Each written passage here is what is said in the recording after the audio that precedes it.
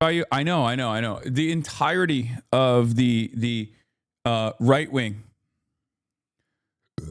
the entire right wing is inside of my asshole right now. Okay, they are inside of my asshole digging it out.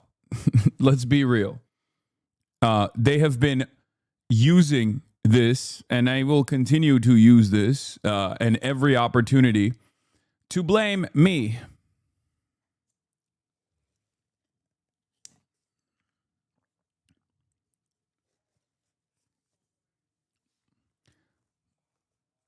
And it's not just the right wingers as well. It's also people like this, like Clintonites, like right wing Democrats as well. Did you see the Michael Treacy B story last night? I did. It was awesome. We'll talk about that as well. My goat, Michael Treacy, was also in the news as well for being the goat. Just probably the greatest, like contrarian that's ever existed.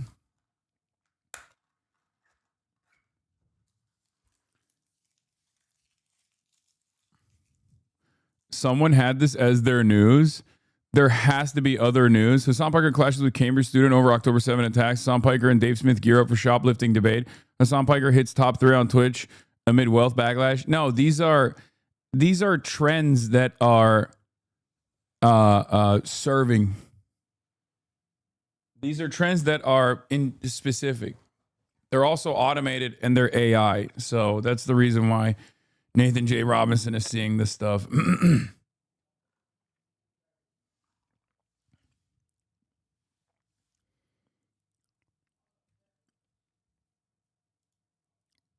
Shabbos Kestenbaum. If you're a Democrat, continue to campaign with Hassan. Yeah, killed him. Killed those motherfuckers in the murder, motherfuckers in the streets. Then please shut the fuck up with being pretending. Trump is not Hitler. ICE is not Gestapo. Republicans are not Nazis. Yeah, it's really funny. I have noticed that virtually every single person that's doing this, Hassan is responsible for the shooting, happens to be a propagandist for the state of Israel. Interesting. Very interesting stuff. I've yet to see a single motherfucker that has been actively saying Hassan is responsible for this, not be a propagandist for Israel. Very strange stuff. We'll go through all of this, obviously.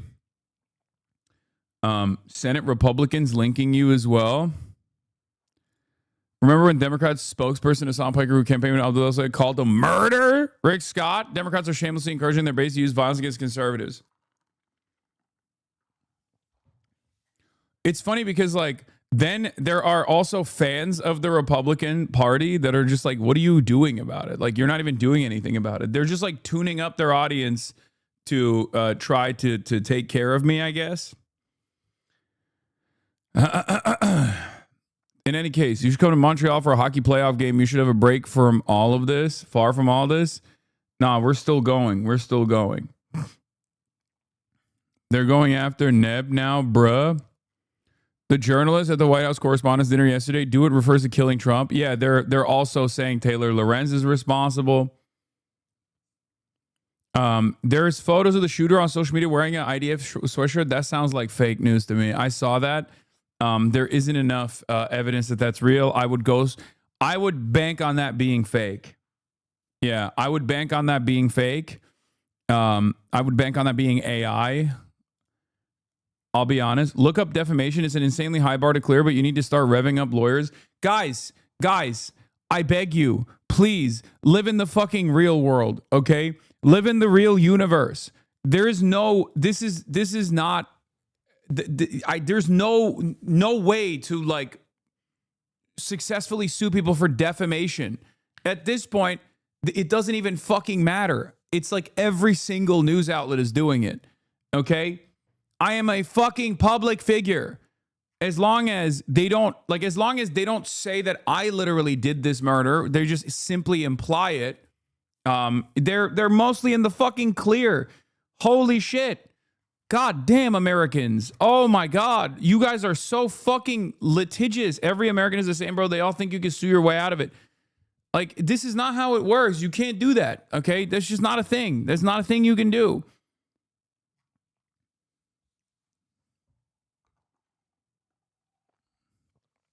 Anyway, his manifesto's out too, which clearly I'm not allowed to fucking read. So I'll just go through some in the news reporting that's coming out of it, because people will use this as an opportunity to try to fucking get me banned off the platform again. Okay. But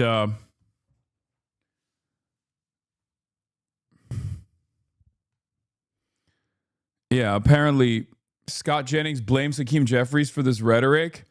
When another guest mentions the death of Melissa Hortman, Jennings accuses her of downplaying violence. Candidates are campaigning with Hassan Piker. Buddy, what the fuck are you talking about? It's a know you, okay? It's a know you moment. It's a know you moment, and these guys are very clearly fucking hitting the know you. Look at Hassan Piker. I'm a fucking Twitch streamer, okay? I'm a goddamn Twitch streamer. If you think that words are violence, okay? First of all, if you're a Republican, you can't say words are violence, okay? You just can't. You're not allowed, because Republican rhetoric is unbelievably violent. But if you say words are violence, then what the fuck does that do to the president? Like, what are you talking about? You can't be like defending the president and defending the Republican Party and then turn around and go, words are violence. Look at this fucking Twitch streamer. It's like, yeah, dude, you found a clip of me LARPing in 2018, 8 years ago, to like 30 fucking people that are watching, and you're plastering it all over the timeline to be like, this is the guy, as though this is like my advocacy, as though I'm running around fucking demanding that landlords get shot and killed or some shit on a regular basis in 2020 fucking 6, or in any other time outside of that one clip from fucking 2018. It's ridiculous. It's like already discussed endlessly as well. It's something that has been discussed already. You're just desperate. You're desperate to hold on to anything that you possibly can. Are the reports of the shooter supporting the IDF verified? No, they're not. It's fake. It's fake news. Ugh.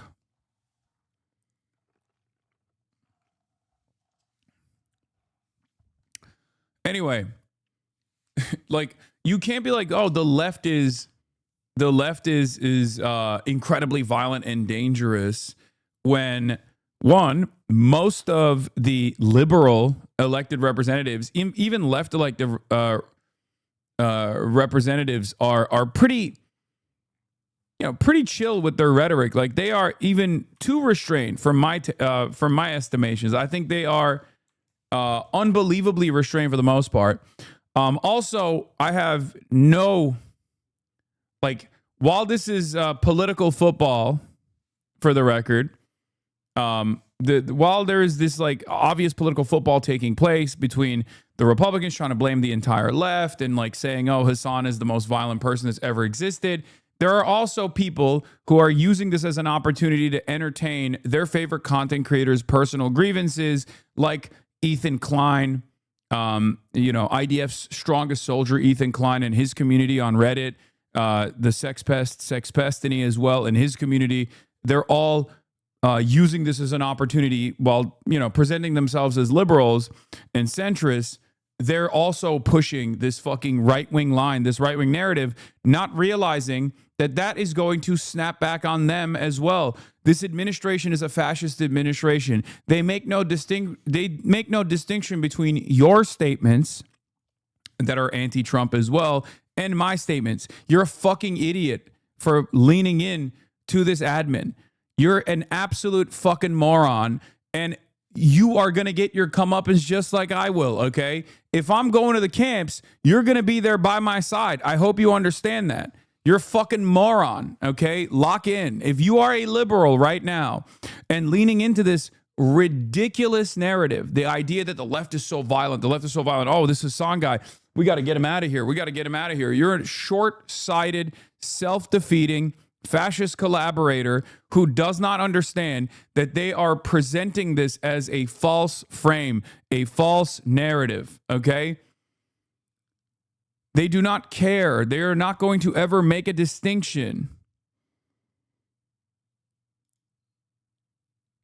Yeah, it's funny because, like, you know, this is the type of shit that Destiny and his community engaged in, except, of course, all of the fucking Republicans are going to turn around and now also attack Destiny in the same way.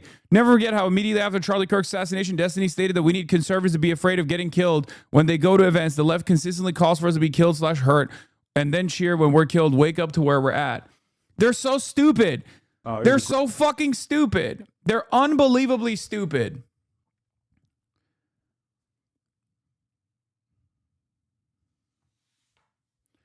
This is so much better than watching clips on YouTube, Lamau. Yes, it is better. You get to do it in real time. Yeah, right-wingers have been using the Destiny subreddit like a breeding ground to create a narrative that the left is unbelievably violent.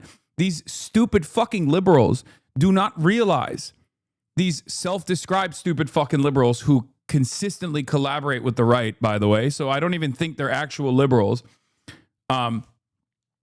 They end up giving an opportunity to the right to make a coherent argument, to make a consistent, coherent narrative that's ultimately inconsistent because they're still right-wingers, obviously. It won't stop with me. It won't start with me. It won't stop with me. These people don't fucking understand it. They think, oh, in the short term, we'll be able to eliminate my sex cult leader's least favorite content creator. I'll fight this war. Okay? I'll fight this battle. You think you'll be able to, quote unquote, take care of me by leaning into the Republicans. It's not going to end with me. It never ends with just the leftmost person. Okay? This is exactly what happened in Nazi Germany as well. First, they came for the communists. Remember?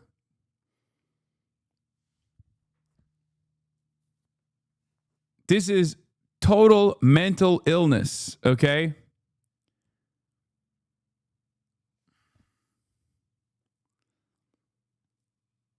In 2 to 3 weeks, the far-right cramp studied the Destiny wiki and all their angles of attack and drama to use on you, but also the broader left. So goddamn stupid. Exactly. Exactly.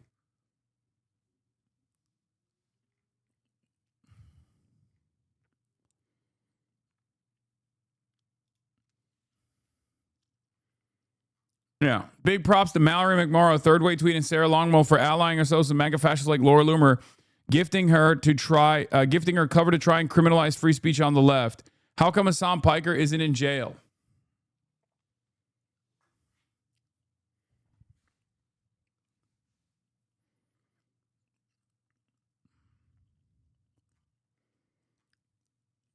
They did this shit.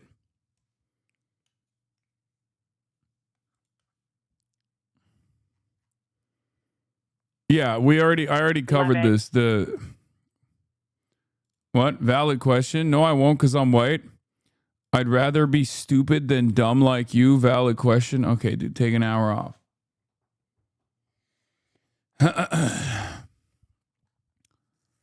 This is a great opportunity for a lot of liberals, a lot of right-wing liberals, and a lot of centrist liberals. Okay. Wait, what? Are you just simply a Twitch streamer or a public figure? I think there's a big difference between those two definitions. How do you square that? No, there isn't. A Twitch streamer is a public figure. I've never said I'm not a public figure. But there's a distinction between a public figure and the motherfucking president, okay? There's a distinction between a public figure and the entire right-wing media machine. I am a political commentator. I'm one person. I'm a political commentator with a perspective that's not commonly shared by the overwhelming majority of mainstream anchors. I'm a political commentator who is a public figure that is on the left, that is not within the neat confines of acceptable speech in mainstream news.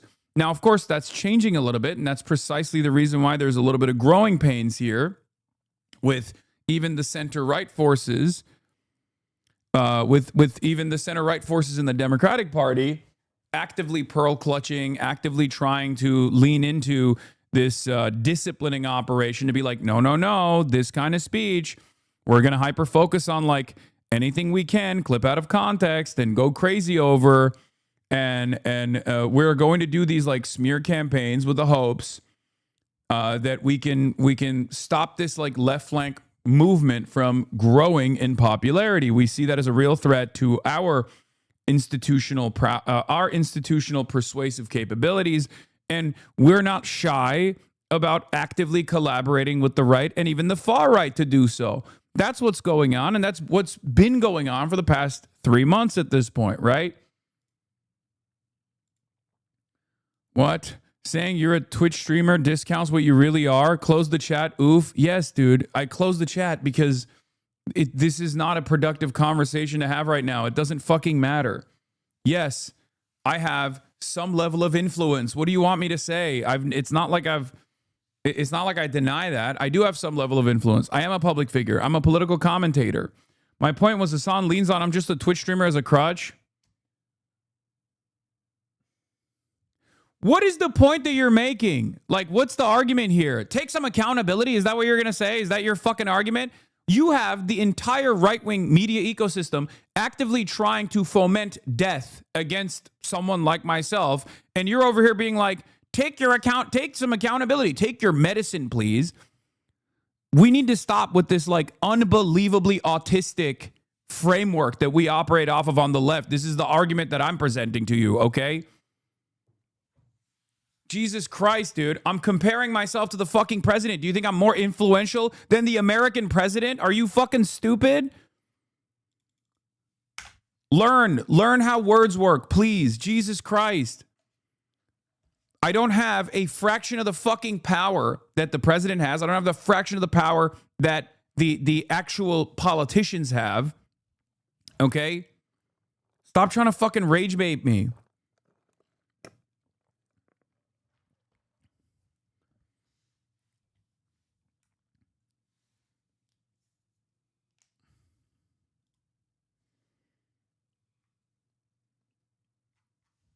Motherfuckers over here being like, debate me, bro, debate me. You're not motionless. I know. I'm not saying that. I love you, but you agreed to take some shit from the media in order to shed light on important issues and cause so we can cover some news that's not about you. I love you. Hello, Hasan. Yeah. Unfortunately, this also ties back into what the news is covering. What do you want me? Like, I don't know what to say, man. What am I supposed to do? What am I supposed to do? The fucking former deputy director of the FBI is on Fox News literally saying, like, Hasan is the reason why this fucking attempt happened. And you're over here being like, don't cover the news. This is the news. What do you want me to do? What the fuck?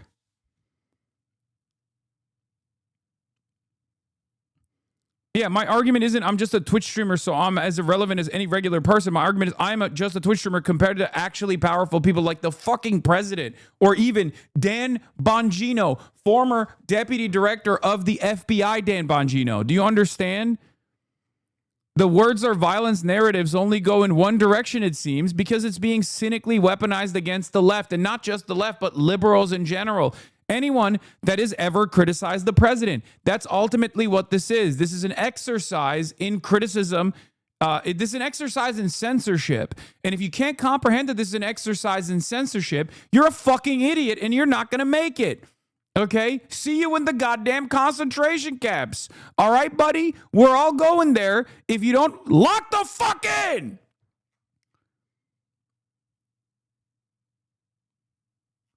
They want to make it so that it is illegal to say the president is a pedophile or the president is a Nazi or even the president is bad. Okay? That's precisely the reason why this is happening. They have done this before. They did this in the aftermath of the Charlie Kirk assassination. They did this in the aftermath of every single instance of political violence.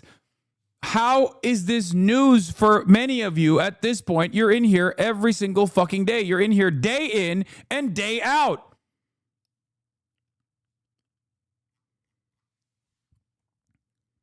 This is not a conversation about me. I am a placeholder right now for transgender. I'm a placeholder right now for Antifa transgender. I'm a placeholder right now for every liberal that's fomenting violence, that's inciting violence for saying that the president's a fucking Nazi. Okay? How is that hard to comprehend? And it's coming from the most cynical assholes that traffic in the most violent sentiment with regular frequency. Violence baked in to their rhetoric, violence baked into their policy prescriptions, and violence outside of that as well, like direct incitement of violence. The goddamn president wanted to do a genocide on the Iranian population only 2 weeks ago. That's violence. That's like the maximum violence. The president came out and basically delivered Hitlerian thought on the timeline.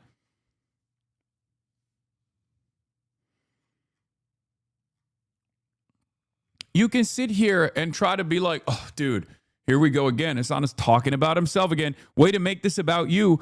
But what the fuck do you want me to do? They're on Fox News using this major news story where there's maximum attention to do two things. One very funny and one somewhat worrisome. The funny one is to promote the ballroom, okay? To promote the ballroom, which I think is awesome. Like the right wing in unison, moments after the White House Correspondents dinner ended, went on the timeline as though there was a messaging campaign that was released, as though they were doing like SpawnCon, and started talking about how this is why we need the ballroom, okay? It was unbelievable. It's unlike anything I've ever seen. I noticed it early, right? And I said the president will probably also deliver a speech talking about the necessity of the ballroom. It's very clear. That was the funny part, okay?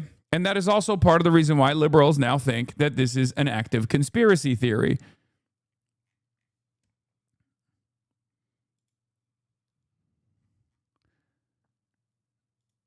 Here are some of the MAGA accounts tweeting in unison about the need for a White House ballroom following the White House Correspondents dinner incident. Can you stop fueling conspiracy theories? Was New York Times in on it too because they wrote about the ballroom earlier in the same day Jesus Christ used your brains? No, I think it's important, by the way. I disagree with Talia here for two reasons. One, it is a conspiracy theory. For sure. I will tell you what my actual position is. I don't think that this was an attempt, like a psyop to promote the ballroom. I think they're using it to promote the concept of building this ballroom because they're saying this necessitates a ballroom that's like super secret, all this stuff. Okay? But it's very obvious that these guys are coordinating. They are coordinating. It's true. I mean, look at this. Like, we didn't even know if someone was shot or killed, and these guys were immediately going, this is why we need a ballroom. This is why we need a ballroom. This is why we need a ballroom. Come on now.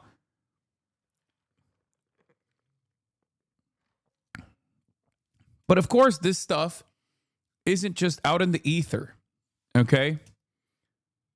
This stuff isn't just out in the ether. They don't just like deploy this messaging campaign and then everyone goes, all right, yeah, this is why we need a ballroom. What ends up happening, as a matter of fact, is liberals see this stuff and they go, well, that's strange.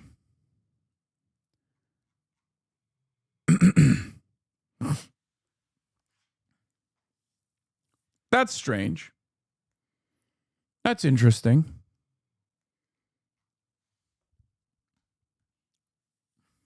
The left moves in lockstep. Yeah, I wish the left moved in lockstep. I wish left and even liberals could be as organized as the right is. Okay? I wish.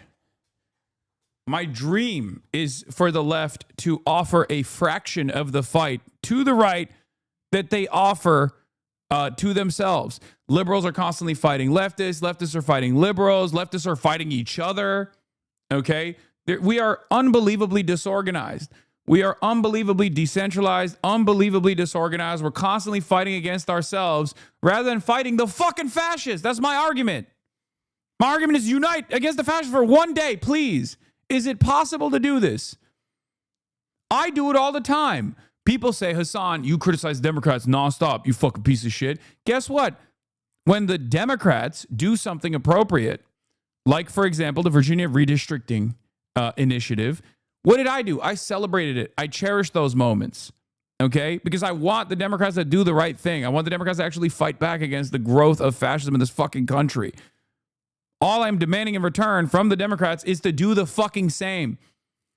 Instead of leaning in to these unbelievably disingenuous campaigns to make it seem as though there is like any sort of real violent rhetoric coming from the fucking left.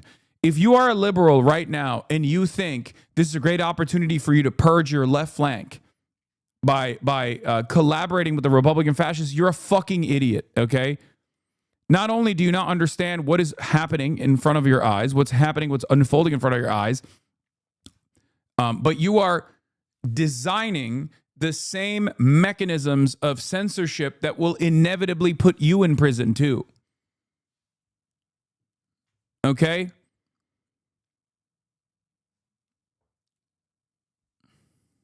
That's it.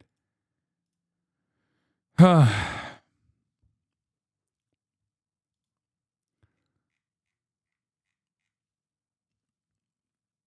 honestly, should we even give a fuck if conspiracy theory about Trump faking assassinations is going viral because I do not care? Real leopards ate my face moment for them. Yeah, I'm just telling you what my actual analysis is. I'm going to always be honest with you. Yeah, I think the likelihood that a Kamala supporting blue sky centrist liberal was actually tapped by the president so that he could do a psyop, a fake false flag attack, so he could try to boost his approval ratings and then simultaneously justify building the ballroom and maybe even potentially justify crackdowns on leftist thought, leftist speech, is a little silly in comparison to the likelihood that this dude just fucking snapped in one of the most violent countries on the planet with access to an arsenal of weapons and wanted to take matters into his own fucking hands, right? I think that it's a little bit of a stretch. Having said that, will I get in the way of the unbelievable amount of conspiracy? Well, sucks to suck, Republicans. You built your bed. Now sleep in it, okay? Turns out two can play that game. Turns out it's actually unbelievably effective to undermine the coordinated messaging that Republicans engage in when the liberals also arrive at similar conspiratorial conclusions. It's the first time where it ostensibly is not even a MAGA person that has tried to do an attempt, for the record.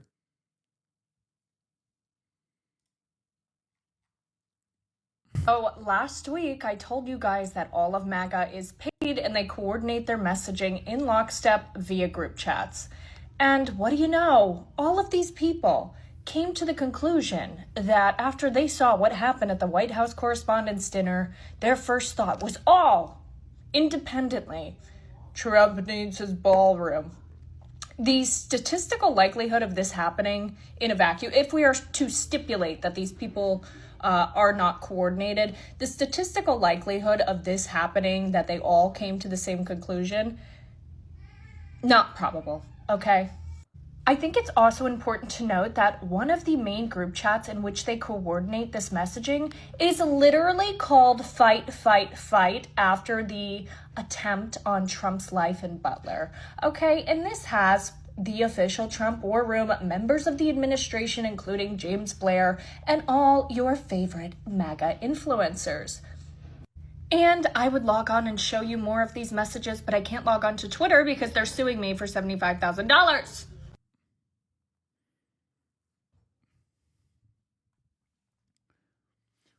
Why did the lady on Fox News say Leavitt's husband told her to be careful, though? I mean, it makes sense. It could be about any. It could literally just be like regular Republican, the regular old Republican fucking paranoia that is demonstrated all the time. You know.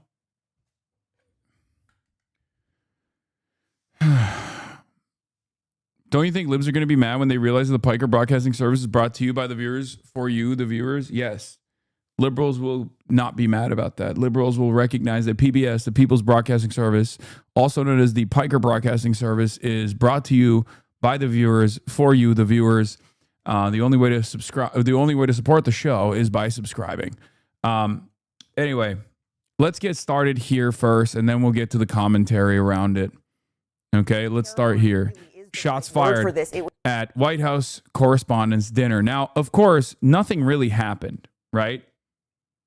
Nothing really happened. You have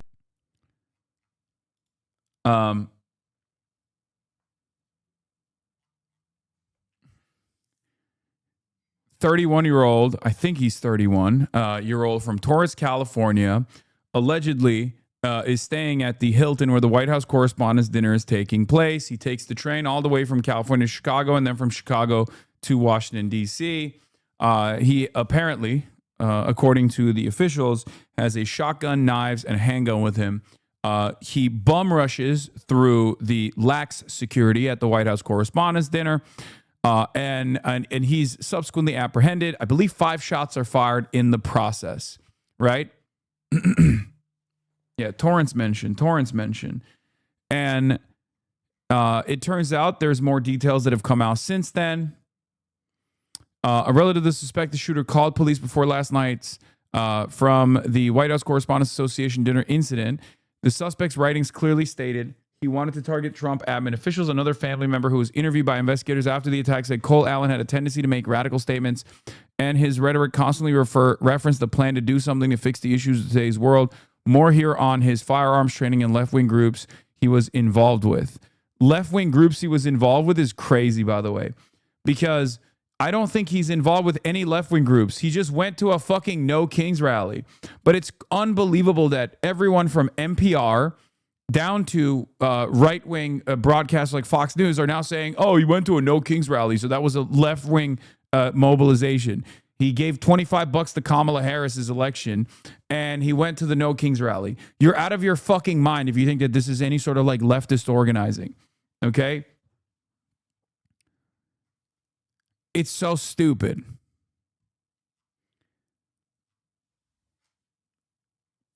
Yeah. Also, for those of you who are asking if this is one of ours, he's not. He was another Ryan Ruth type almost. It seems. I don't think he was. He's not from this community. They found his Twitch account. He doesn't even follow me. He doesn't even fucking hate follow me. So there is that. Or they found the suspected Twitch account. He had a Twitter. He left Twitter. They said he's a part of the left-wing group called Wide Awakes. Yeah, he's like more of a Stancelite than anything. Wide Awakes is the most nerdy liberal thing you can ever think of. The Wide Awakes is the original, a grassroots Republican paramilitary organization back when the Republicans were, for the abolition of slavery, for the record. And it's absolutely something that I could see from. It's absolutely something that I could totally see like a Will Stancil style student of history take the initiative on. He's a centrist liberal, pre-woke. No, he's woke for sure. Anyway. Yeah, he's reposted anti-U posts on Blue Sky. He's a Ukraine NATO liberal. I know.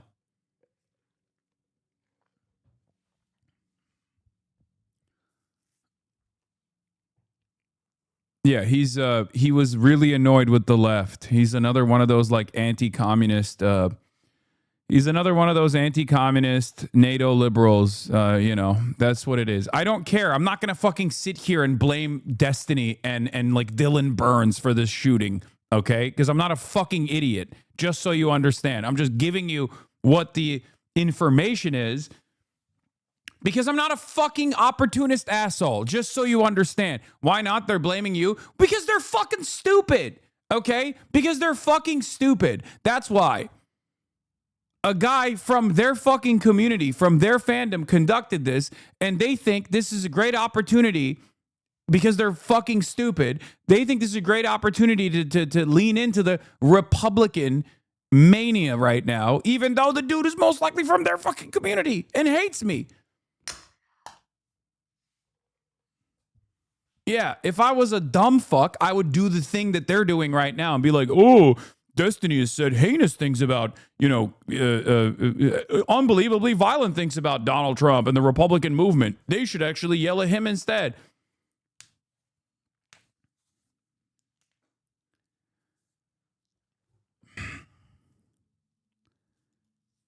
Yeah, because I have fucking principles. Anyway, It was a chaotic and confusing scene. The dinner had just gotten underway. The first time Trump has ever attended as president. I was sitting about 20 feet from him when all of us in the room heard that loud bang. The president later saying he initially thought that a tray had dropped, but it was immediately clear that that was not the case, as Secret Service agents in full tactical gear, their guns drawn, swarmed in to protect the president.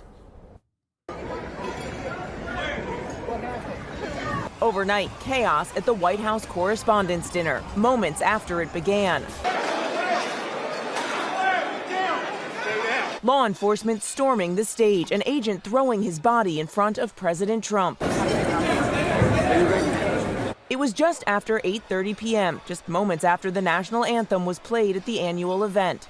The night's performer, Oz the Mentalist, seen talking to President Trump and the First Lady when agents in tactical gear swarmed in to secure the room. Melania Trump visibly shocked, appearing to mouth, "What happened?" Secret Service agents, their weapons drawn, rushing Trump off stage. Some 26. I'm noticing that CBS, Good Morning America, ABC, is not showing the fact that Donald Trump fell when he was running away. Interesting. Couple things that happened here that I find very strange. JD Vance got escorted before Trump did. And not only did JD Vance get escorted before Trump did, Trump fell while he was getting escorted. And there's also other funny shit that took place as well. Obviously, Kash Patel was the last to be escorted out, which was really funny. Maybe it's because he's the FBI. He's technically considered law enforcement.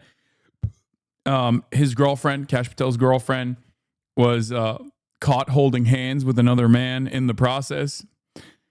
And Stephen Miller was using his pregnant wife like a body shield, which was really interesting as well. Or at least that's what the suggestion is. The manifesto also openly stated that Kash Patel was not a target. Literally, this guy said, allegedly, the alleged attempter, alleged suspect, wrote a manifesto about how he wanted to target the Trump administration officials except for Kash Patel, which is unfucking believable. This guy, oh my God, he has to get fired after all of this. He has to get fired. That even like centrist liberals who are just like, oh yeah, the president's a pedophile, someone's got to do something about it, and about it's the administration officials that are aiding and abetting this like pedophilic fascist administration, still turns around and goes, except for Kash Patel, he's fine because he's so goddamn incompetent that he's actually he's actually he's with us. He's one of our guys. The not including Mr. Patel is fucking hilarious, okay? I'm going to go out on a limb here and say that considering that this manifesto is now all over mainstream news, it would be unbelievably stupid for Twitch to ban me for looking at the manifesto. But I will look at the summarized quotes from mainstream media about the manifesto to tie back to some kind of motive. I know it would be ridiculous if Twitch banned me, right? But if they did, I would just go live on YouTube.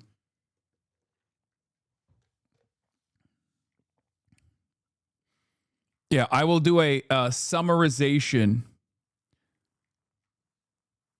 Yeah, this is what do you do in this situation? Blame us on Piker. New York Post put the entire thing up. Yeah, I know. All right, let's keep going. 600 guests packed into the ballroom at the Washington Hilton, diving to the ground, ducking under tables. Among the many journalists there, our team here at ABC. Certainly a very unsettling scene, just a few moments into this dinner. But again, we're all just trying to piece together what exactly just happened here. I'll tell you, I've not seen moments like this since I was... Remember at your debate lawyer's question was asked, what would Hasan do if he got banned? And I said, go to YouTube, and everyone was silent. I don't remember that, but you were right. I would just go to YouTube. I have done that. With the president in Butler, Pennsylvania during that attempted assassination. Members of the administration, including Vice President J.D. Vance, Robert F. Kennedy Jr., Marco Rubio, and Pete Hegseth, all evacuated. FBI Director Kash Patel right there too. Just outside the ballroom, law enforcement say the alleged attacker charged past the security checkpoint. You see him here in this video posted by the president on social media. Secret Service racing to take him down and quickly apprehending him. Seen in this photo also released by the president. One officer shot and taken to the hospital. We do know that a U.S. Secret Service uniformed division officer was struck in his vest. He was transported to a local hospital for treatment. The suspect in this case, he was not struck by gunfire. The president speaking at the White House a short while later, describing the moment. I heard a noise and sort of thought it was a train. I hate that, like, cops are always, when they do these press releases right after, they're always so cagey with the way that they describe the situation. Just like, use tactical speak to explain everything that happened, please. I don't understand. Like, they won't say who shot who. Like, they make it seem like bullets materialized out of thin air, and then the suspect was not shot at all. And it's like, okay, how did you apprehend the suspect? Who? Where did the bullets strike? Okay, I want to know, because we see in the CCTV footage, the suspect is doing a fucking Naruto run, right? And then law enforcement on scene take their guns out and start shooting at him. One guy did get shot. How did that happen?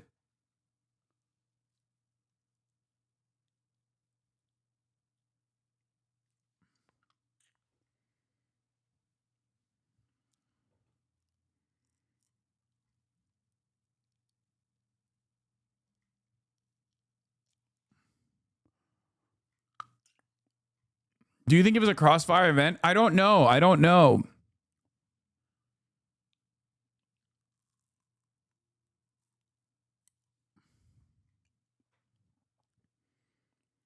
And no, the suspect is not going to get like a minor sentence on this because he wasn't able to successfully do the thing that he was trying to do. It's very clear he had a motive. He has a manifesto.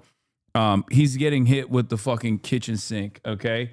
They're throwing everything at this guy for sure, because if he actually had all the guns, if he actually pre-planned it, like, this is pretty clear-cut, open and shut case, right? An attempted assassination, an attempted political assassination. It's just not, you know.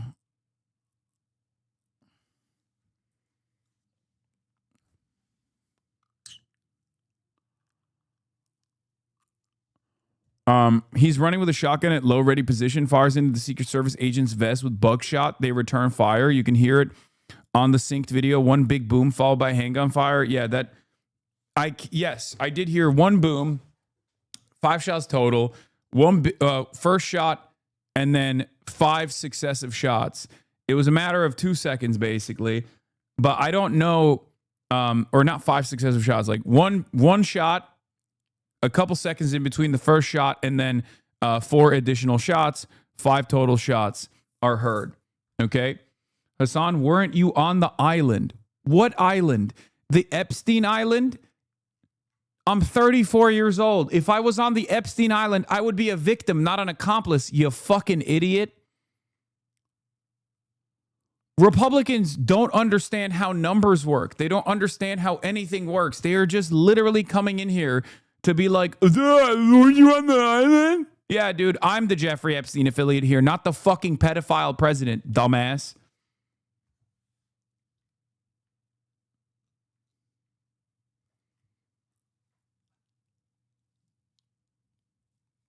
Republicans are so fucking stupid at this point. They don't understand how the passage of time works. They don't understand the concept of age.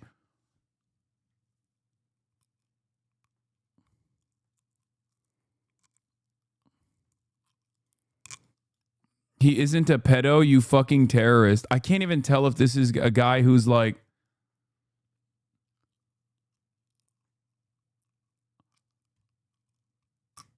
What? Hey, HasanAbi, how are you doing today? I just voted for the first time in my life. Have any numbers started coming out yet?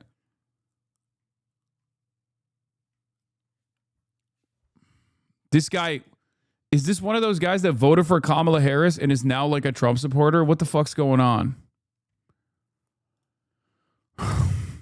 Just such a perfect contrarian.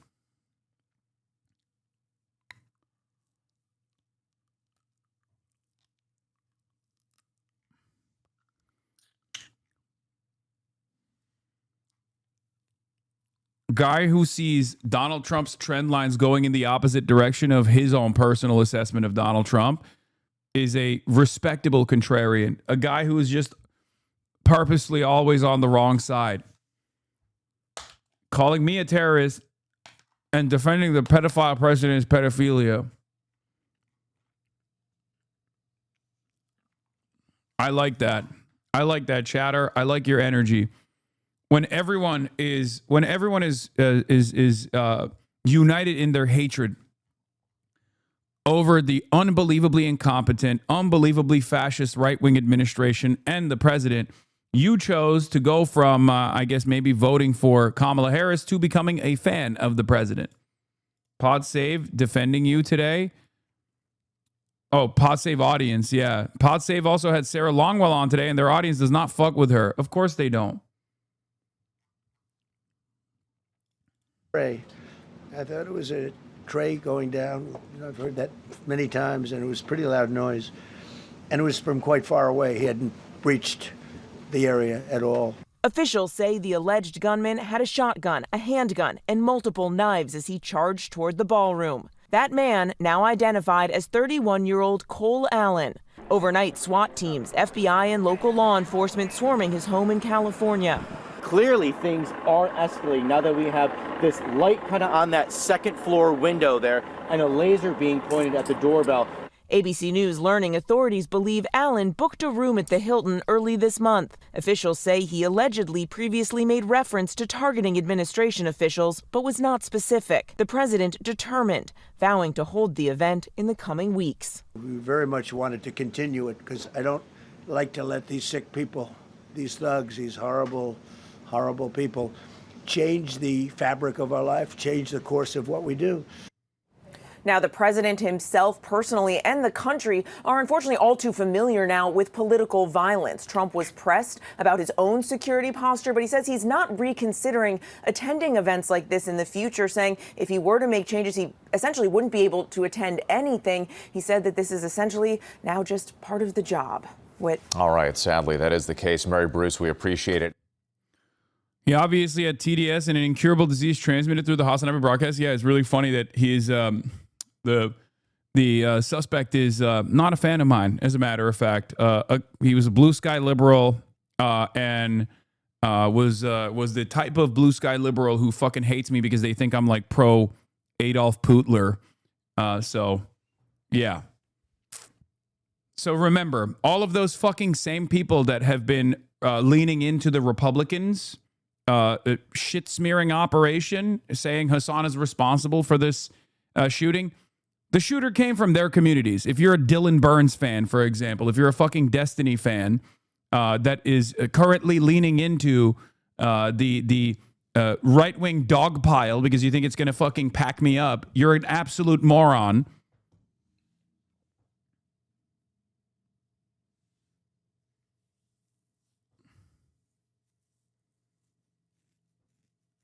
Yeah. As you guys know, I'm not a fan of adventurism. Yeah, if you scroll down, this dude is not a fan of you, lol. Yeah, this is his account. He's pro-NATO. I'm anti-NATO. Not that it matters. Look. This is his account. I spent a lot of time in countries where graft and grifting are the norm, and I assure you it is truly immense cost to prevent that from taking hold in our society. You do not want to live in that kind of society. I think that we should simply run on prosecuting the rich for their crimes instead of creating a low-trust society. He was in the He was in the liberal, right-wing liberal contingency of Hasan is a malignant force on American politics. You know?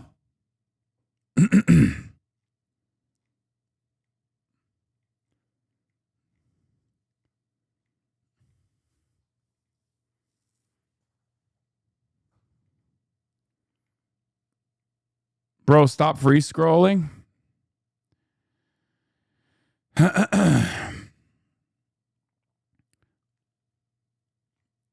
Bro is literally in the Sarah Longwell group. Yeah, it's ironic that those very same right-wing forces in the Democratic Party that are currently leaning into the Hasan is a dangerous, Hasan is a fucking dangerous force in American politics because he does violent rhetoric, don't realize that this guy was a fan of theirs and not a fan of mine, as a matter of fact. Yeah, one of the last things he fucking quote retweeted was an anti-Hasan post. Interesting. This is one of those guys who unironically thinks I'm like pro-Vladimir Putin because I'm anti-NATO, and he is like pro-NATO liberal. One of those NATO liberals, NATO Atlantis liberals. Not that it matters, but just remember, closer to a Ryan Ruth archetype than someone from my community. Yeah, a Will Stancil head. Is Will Stancil responsible for this? Fuck no. Is Sarah Longwell responsible for this? Fuck no. Are pro-NATO liberals responsible for this attempt? No, of course not. You want to know why I'm saying this? Because I'm not a fucking idiot. Okay? So remember that. If you're one of those liberals right now that's leaning into the Republican mania, one of those liberals right now that's leaning into the Republican mania and saying like, yeah, we got to do away with these fucking violent radicals in our ranks. This one was your guy. Okay, yeah, PSA, if you're equating Hasan Piker with Nick Fuentes, what you're really saying is you don't actually listen to either. I do not listen to any streamers because streamers are dumb. He spent his last couple of days writing his manifesto about how he was going to kill people in the administration, retweeting fuck Hasan takes. So remember that, you stupid fucking liberals that think this is a good opportunity to not defend on principle the concept of criticizing the fucking presidency and not. And if you're a stupid liberal right now, a right-wing liberal right now who thinks, oh, this is a great opportunity to fucking lean in to the fascist Republican administration's attempts at cracking down on speech, remember, that's your guy. He agrees with you.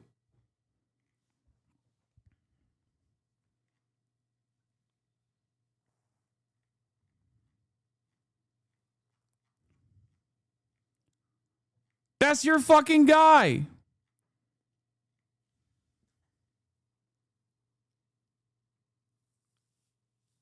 The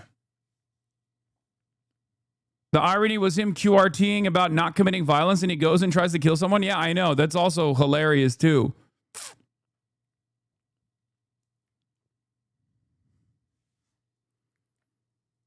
See, anti-Mehdi Hasan as well. Iranian drones are blowing up in Ukrainian cities every night. They've been for years.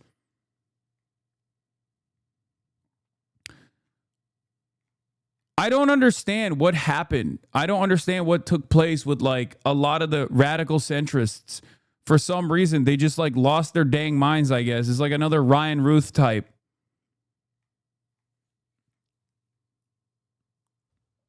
Anyway, there's obviously points of agreement here as well. But another instance of a radical centrist liberal snapping, it seems.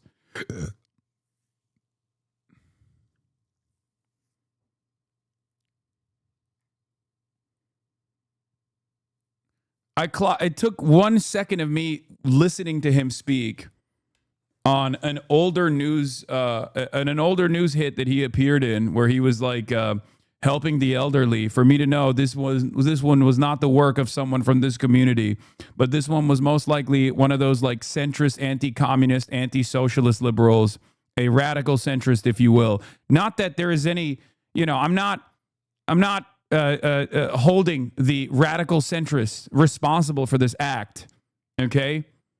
But it's just another reminder to the radical centrists to not lean into the Republican game here, okay? Many radical centrists who have been leaning in to the Republican game of claiming that it's always the left that is responsible, thinking that the Republicans will stop at people like myself, okay? You're a fucking idiot. That's why in the aftermath of the Charlie Kirk assassination, they didn't come after me. They came after Jimmy Kimmel. They think you are bad, if not worse than someone like myself, okay? Because guess what? All of us are criticizing the president. All of us are criticizing the right. That's their fucking anger. Their anger is not about like, oh, let's do away with the radical leftists, the communists, the socialists, the anti-fascists. They consider all of us to be a part of this movement. If you have ever had any bad thought, look, there it is. Retweeting ContraPoints. And another Destiny community member, one of Destiny's moderators, when asked if he'd vote for Gavin Newsom or J.D. Vance for president, Hasan says he'd vote third party. Counterpoint, if the Prince of Darkness rises from a fiery portal and the Iowa caucus declares opposition to Donald Trump, I will ride to battle with the host of hell. I would simply not vote for a literal biblical devil from hell, but I guess I'm built different. Okay, never mind. This is actually not pro-ContraPoints. This is anti-ContraPoints. Never mind. He didn't go that far. He was not pro-ContraPoints. Anyway, he didn't go that far. Even he was like, a little bit too much for me to vote for the biblical devil from hell over fucking Donald Trump.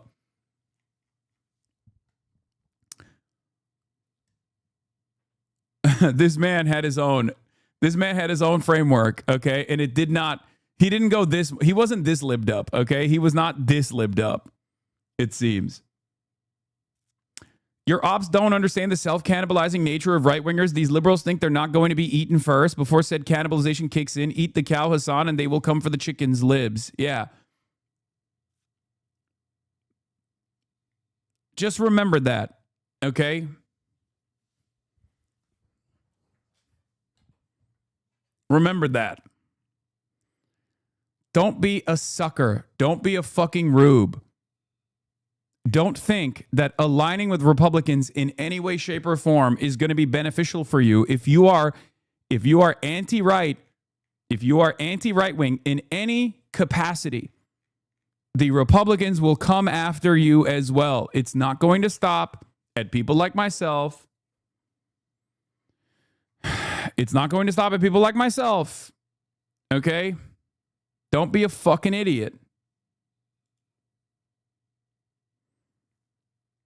Yeah, this is Kash Patel's girlfriend who was caught holding hands with another man during the incident, tweeting about me as well. We can all disagree peacefully. We can argue all day, but the lies are now so unfounded and so fabricated that they serve the same purpose of inciting violence. The unhinged portion of the media's contribution to this narrative and clear departure from verifying truth.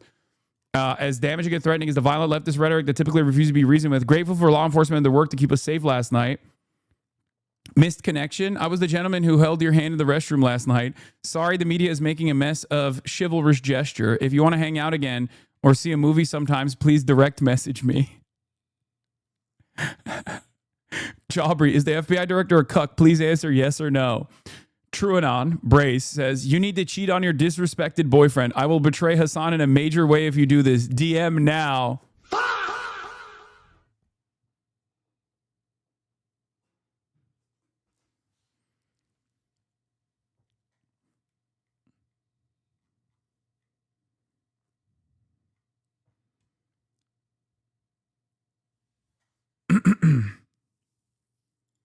Do you see Twitter auto-translate secretly adding propaganda to the translations? Wait, what? My opinion on Israel is a resilient nation with a rich history and vibrant culture. But it's also at the center of complex geopolitical tensions that demand empathy and dialogue from all sides. What's yours? If you're reading this post in English, The text you're reading is not the real text written by the author, but instead Grok's additions in order to defend Israel. The post never actually said anything other than the question and the topic. Wait, what? You're banned from San Francisco? I'm still banned. Brooke Jenkins says, I will lift the ban if Hasan Piker agrees to one night of romance with me.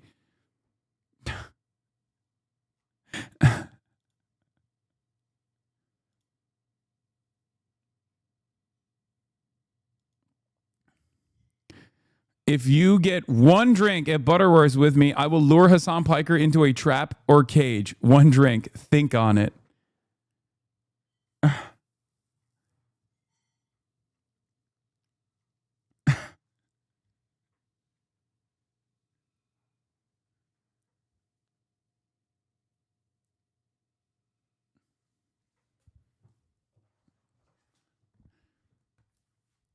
Jesus Christ.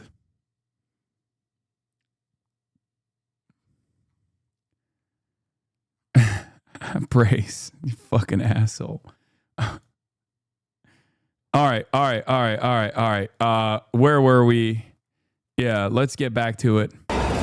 From every angle, this is how the shooting at the Correspondents' dinner unfolded. I have to pee. Where's it at? Just after 8:30, this was the scene, set for the annual dinner. 2,500 in the room. In the lobby at the security checks, a man runs through the metal detectors. Shots are heard. It takes a moment for people in the room to react. The First Lady seems to be the first at the top table to realise what happened, she says. Look at this angle, 8:35. J.D. Vance, the Vice President, in the foreground. Then President Trump rushed out next. He falls to the floor in the chaos. What appeared to be shots fired at the White House Correspondents' dinner. It's just gone. 20 to 9.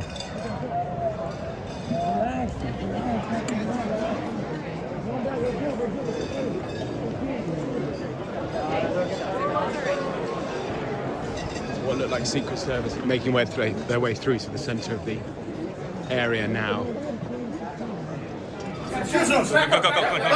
The nation's top politicians rushed away. Are you okay, sir? Were you hurt? They'd been seated as guests at various different tables. We're all being told to stay in the ballroom at the moment. You can see just how many people are here. An extraordinary moment. The annual White House Correspondents' dinner brought to a very, very frightening halt. Just outside the ballroom where the shots had been fired, a suspect on the ground. The president, by now secure and back on his social media, posting these two images of... Will you get an updated Zintin? Yeah, instead of this fight Zintin, I need to get a new one that is updated for this new attempted, possibly Frank shooting. Cole Thomas Allen, a 31-year-old from California. Yeah, bro, you know what it is? I will say it. This, so close to the Klay Thompson situation.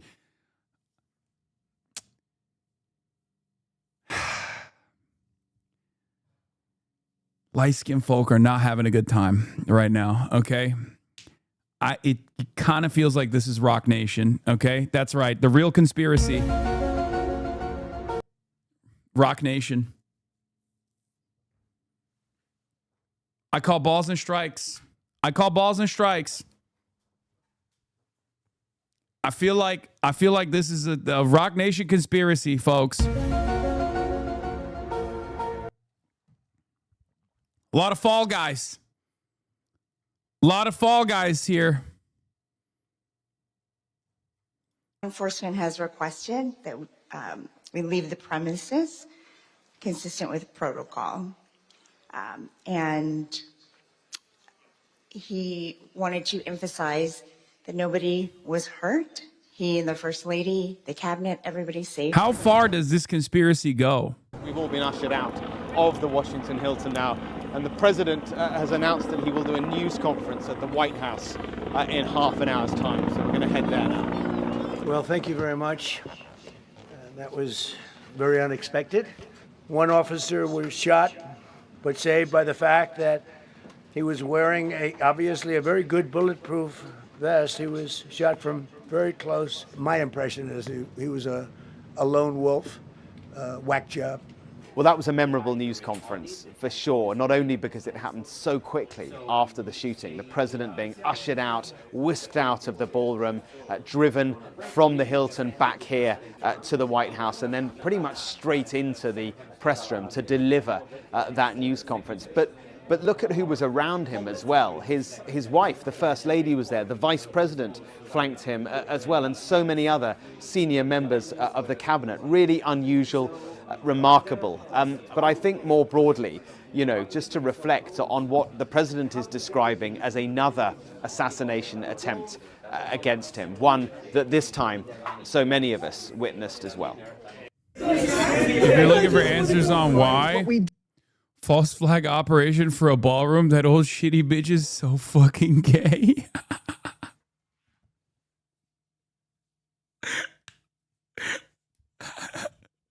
I do feel like in order to entertain the false flag conspiracy, there is something very funny going on here. Where back in the day, false flags were to, like, I don't know, stamp out dissidents. Like, this is the most low-level false flag operation of all time. It's to build a ballroom. It's going to be the gayest ballroom. The best ballroom you've ever seen. Oh, it's going to be unbelievable. I'm going to make Andrew Lloyd Webber perform Cats. The biggest ballroom. A big gay ball.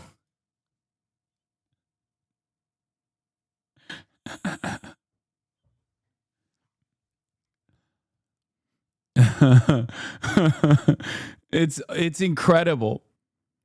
Whether the shooting was real or not is irrelevant. The funniest possible scenario is that MAGA created an alternative reality where nothing is real, and as a result, Trump must now live like Howard Hughes. 45 years ago, no one questions the Hinckley shooting outside of a small group of people in the conspiracy community. Today, a significant chunk of the public believes that every assassination attempt is a false flag. Yeah. They designed the discourse cycle to be so resistant to mainstream narratives. This comes in the same time frame as, like, there is unbelievable lack of credibility in mainstream outlets. There's no, like, whipping the public into shape in the discourse machine. There is no unified consensus reality any longer. And in the absence of unified consensus reality, you now see liberals also entertaining the same, like, conspiratorial lines of thinking. You have the anti-Israel crowd immediately going, oh, the guy was wearing an IDF sweatshirt. That's not even real, right? It's not real at all. But it doesn't matter. Now you got a flavor of conspiracy for everyone, okay? You got the anti-Israel crowd saying this is another this is another attempt by Israel. You got the right-wing crowd going between this is why we need to build a ballroom to, like, this is why we need to kill the left because they're the fucking violent ones. Like, they can't find a consistent narrative. And then liberals almost universally are like, this is not real. This is happening only because Donald Trump's approval ratings were low, and he wants to, like, boost his approval ratings once again and also build a fucking ballroom. Like, no one has an investment in trying to arrive at consensus reality through analysis, through looking at the facts sincerely. And in a different timeline, I would probably not entertain any of these conspiracy theories and would actively spend a good chunk of my commentary yelling at liberals who say that this is a conspiracy. But we're not living in that timeline anymore, okay? And what I mean by that is, you made your bed, now lie in it, right? You made your bed, right-wingers. You said after every single shooting that this was a transgender Antifa soldier, right? You had no care or consideration. You disparaged mainstream outlets that were trying to actively arrive at the truth, even if they were biased, right? And many of them are. But now we are in this media environment where bias frameworks are what matters more than an intense investment in finding the truth. And now they're fucking crying Now they're crying. Republicans are fucking crying left and right. They're like, oh, why are they saying? Why are the liberals saying it's a conspiracy to build a ballroom? Oh, it's so stupid. It's like, well, guess what, dude? The shoe's on the other foot now. Suck my dick. That's what I have to say to you, okay? Thanks for holding. Please go ahead. Yes, I feel like this is a derivative of bringing Hollywood to Washington, D.C. Like, I was playing basketball today, okay? A bunch of random folk. Universally, they were like, oh, it's fake. It's another attempted assassination. Here we go. They're trying to build a ballroom. I'm not even kidding when I say this, okay? Every single person, every single normie that I encountered, outdoor courts, public parks, every single person I encountered was like, yo, y'all see that? Y'all see that fucking attempted assassination? Another fake assassination attempt? Here we go. Every single person, dude. No one fucking believes it. It is hilarious. I saw this. I saw the beginning phases, okay? With Candace Owens, my queen. I'm a clandestine operator. You guys know this.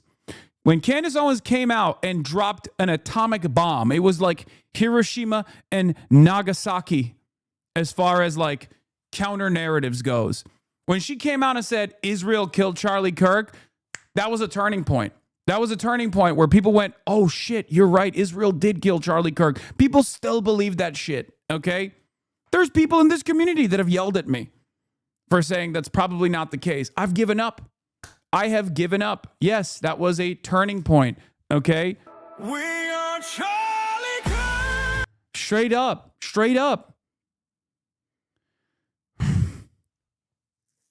The Republicans were in a hurry back then to build an elaborate narrative that this was somehow born out of transgender Antifa violence, that the left was engaging in violent rhetoric, and they were so hurried with their propaganda. They did an onslaught. They were like, how dare you fucking even talk about Charlie Kirk's actual statements?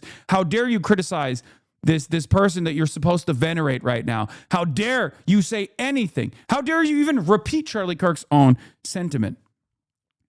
Right? That's what they said. And they came out of the gates swinging. They came out of the gates swinging. And what happened? Unbelievable backlash. Okay? The Google trend conspiracies are kind of funny, you got to admit. Yeah.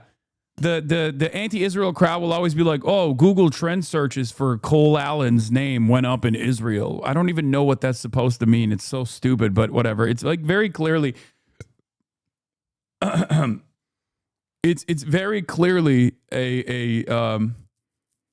problem with like not having enough like actual. It's not even time zones, dude. It's not even time zones. Is a problem born out of like it's an algorithmic issue, okay? Because there's not enough searches for Cole Allen. There's not enough searches for Cole Allen in general. It just has it's bad programming. It just like ends up showing blips randomly. It's a Google Trends bug for the most part, but people actually think this is the most reliable way to imply that Israel is responsible for it. I mean, fuck it. What are you going to do? If people hate Israel, I can't get ahead of them. You know, I can't get ahead of that narrative. What do you want me to do? Fucking defend Israel? I don't give a shit. I'll defend the truth. No, the pics of him in the IDF sweatshirt are not real.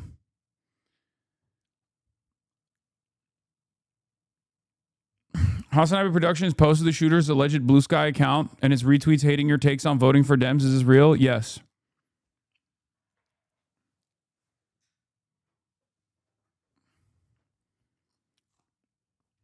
Yes, he was a radical centrist. It's a wag the dog situation. Trump did not want to be at the Correspondents' dinner. He does not like free media. And he's going to find ways through Hollywood to create situations where it's going to leave us Americans scratching our heads on what's going on. Now he has every reason to have a ballroom. Hi, Louie. Thanks for holding.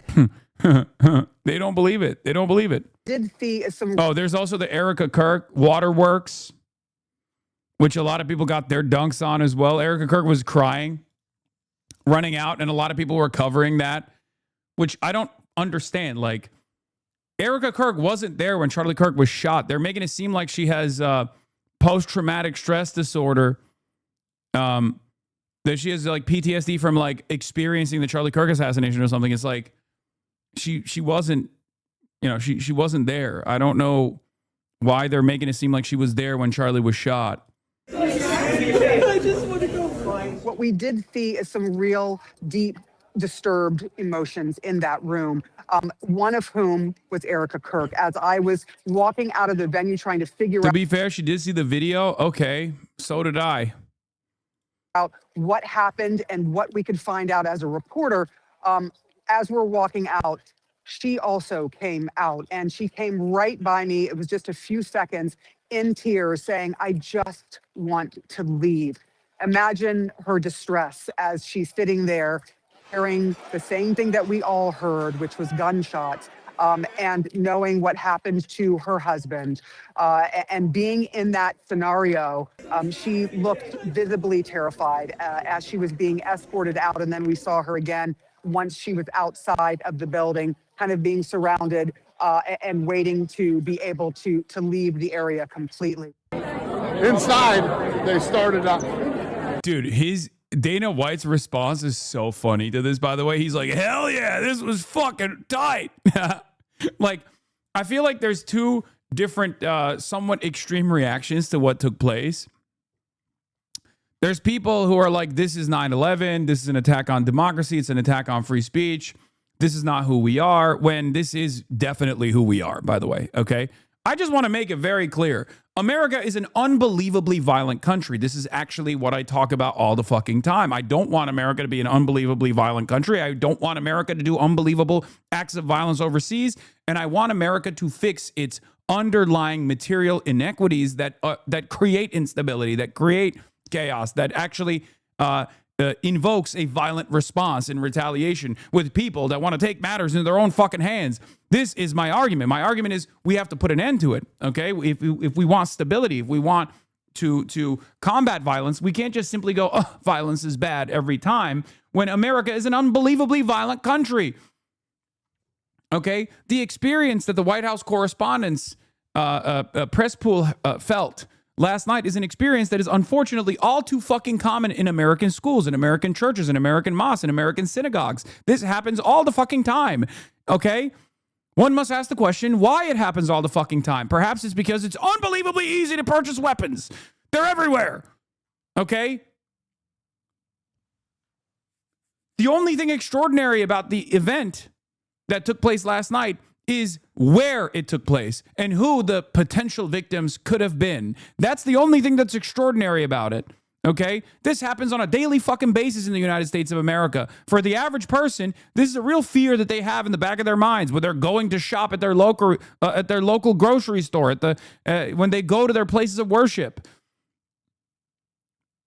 So in some ways, Dana White's unbelievably sociopathic reaction to it is more normal than the way that others are encountering the situation, where they're like, this is a terrifying prospect. I mean, it is a terrifying prospect. All of a sudden, it just started getting noisy. Tables getting flipped over, guys running in with guns, and they were screaming, "Get down!" I didn't get down. It was fucking awesome. I literally took every minute of it in, and it was a pretty crazy, unique experience. So you were on the It's fucking awesome. Brother is riding high off that adrenaline boost, okay? What exactly? We were sitting right in front of the table. Okay. Right in front of where the president was. Yes. And what exactly happened? So someone got tackled, or like what? Nobody got tackled, but guys came in looking for shooters. And they came toward our table. I thought the shooter was over by us or something. Guys, an extraordinary last 12, 13, 14, 15 hours in this country. One thing that I'm disturbed by as we woke up this morning is seeing folks on the internet say that this was a false flag, that we are basically all in cahoots to say that this was staged.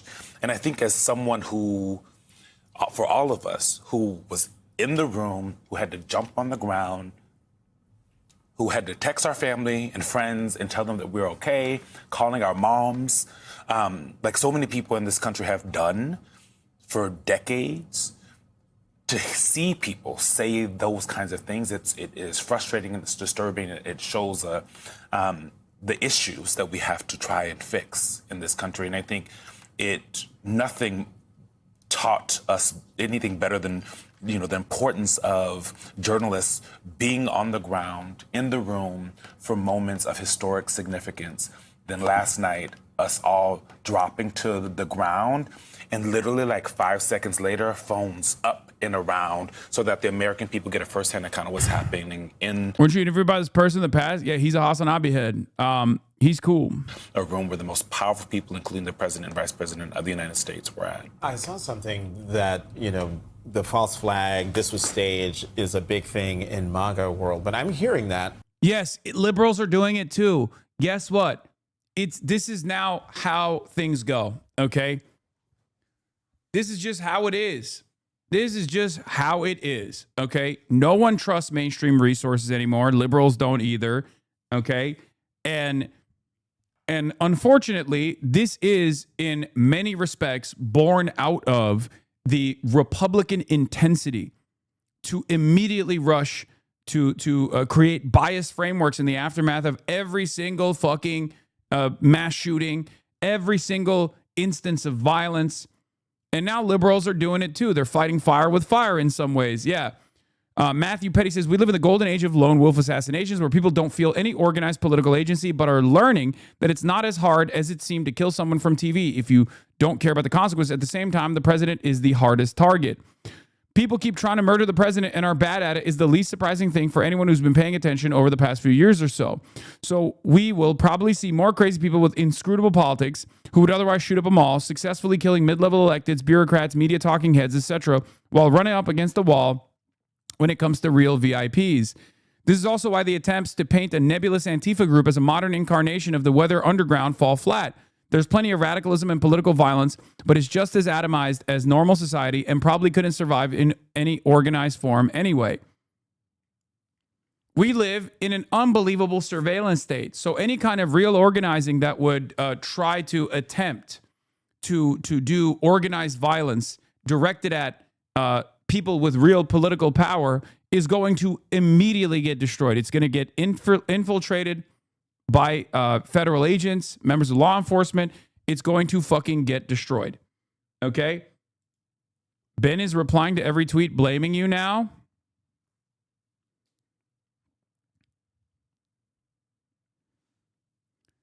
I just want to remind once again, look, liberals, I hope this is, you're not in here right now, but if you see this on the timeline, if you see this in a TikTok or something, liberals, remind yourself that they are using the narratives that you concocted to attack other politicians of the Democratic Party right now. Okay? Just remember. All of that whole Hasan is violent, is a malignant force. Mallory McMorrow entertained these idiotic fucking conspiracies. And now Sarah Longwell, Neera Tanden, Mallory McMorrow, Third Way. You concocted this fucking media cycle. It's been 2 months now, and now Republicans are using it against beloved left and even liberal politicians. Good job. Good fucking job.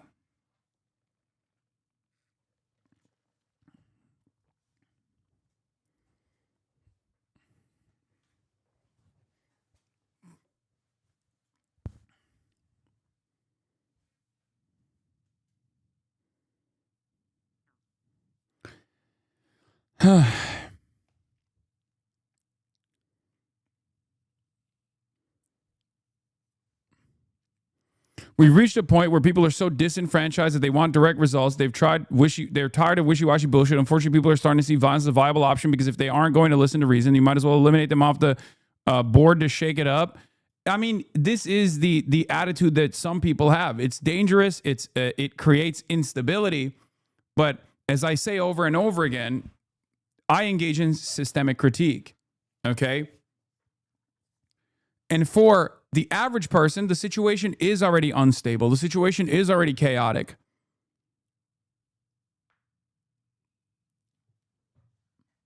That's it. Isn't that what they want? So you don't associate with politicians? I know, but they're fucking stupid because they don't understand. They are the ones who leaned into this nonsensical bullshit, okay? They're the ones who lean into this nonsensical bullshit, and it's going to end up hurting them too. They don't get it. Because from a Republican's perspective, there is no difference between me and Sarah Longwell. There is no difference between me and Mallory McMorrow. Republicans will use anything and everything. That's why I kept repeating over and over again. They call all of you communists, you fucking idiot. Shut up.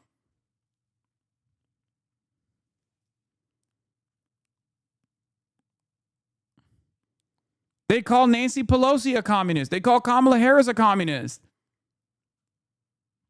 They don't make any distinction between people like myself and people like yourselves. The idea that like there's any sort of serious, significant distinction where Republicans will see reason and will spare you is idiotic. They'll come after you first, probably, before they come after me. You're more annoying to them than I am.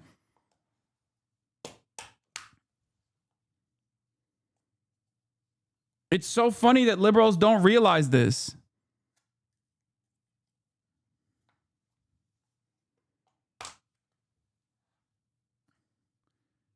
The only person that they don't actively go after is John Fetterman, because John Fetterman is a reliable servant to the Republican agenda. That's it. Everyone else is an op. Everyone else is absolutely in the fucking crosshairs. If you are anti-Trump in any way, shape, or form, you're in the motherfucking crosshairs. Wake up. On my social media pages, from people on the left also thinking that this was staged, that this was a false flag. That it's not people on the left, buddy. It's your voters. It's the people that vote just like you do. Okay, if you're a liberal, if you're a lifelong Democratic Party voter, plenty of lifelong Democratic Party voters are the ones who actually believe this shit now. This is something being done on purpose. And hearing you speak, Eugene, if it's coming from the right and it's coming from the left, these conspiracy theories, it says to me that there feels to be a lack of trust in this country. Do you believe it? No, I don't. I don't actually believe it. I don't actually believe it. But I'm not going to spend a good deal of time, shitting on those who do. Let's just say it's not my responsibility anymore, man. I have spent years and years trying to tackle disinformation on the right, and what did I get in return for it? I've been presented as the left's Alex Jones. I will continue tackling the disinformation on the right and even the disinformation on the liberal side and on the left as well, because I care about the truth more than anything else. But, I'm not going to be on the front lines consistently fucking disparaging these rumors, It's ridiculous. So, no, if you ask me what my actual opinion is, no, I don't think this was a calculated false flag attack to try and justify the ballroom, but I do think it's a very funny narrative that many people believe.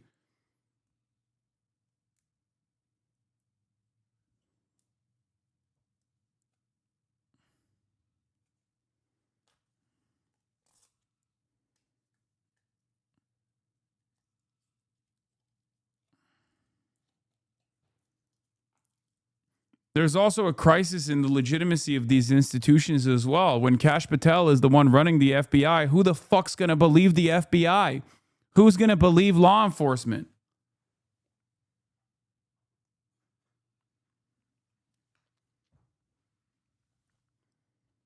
And if people can't see that a room full of journalists ran out of the room, got in front of cameras, got on their platforms, telling people what happened in the room.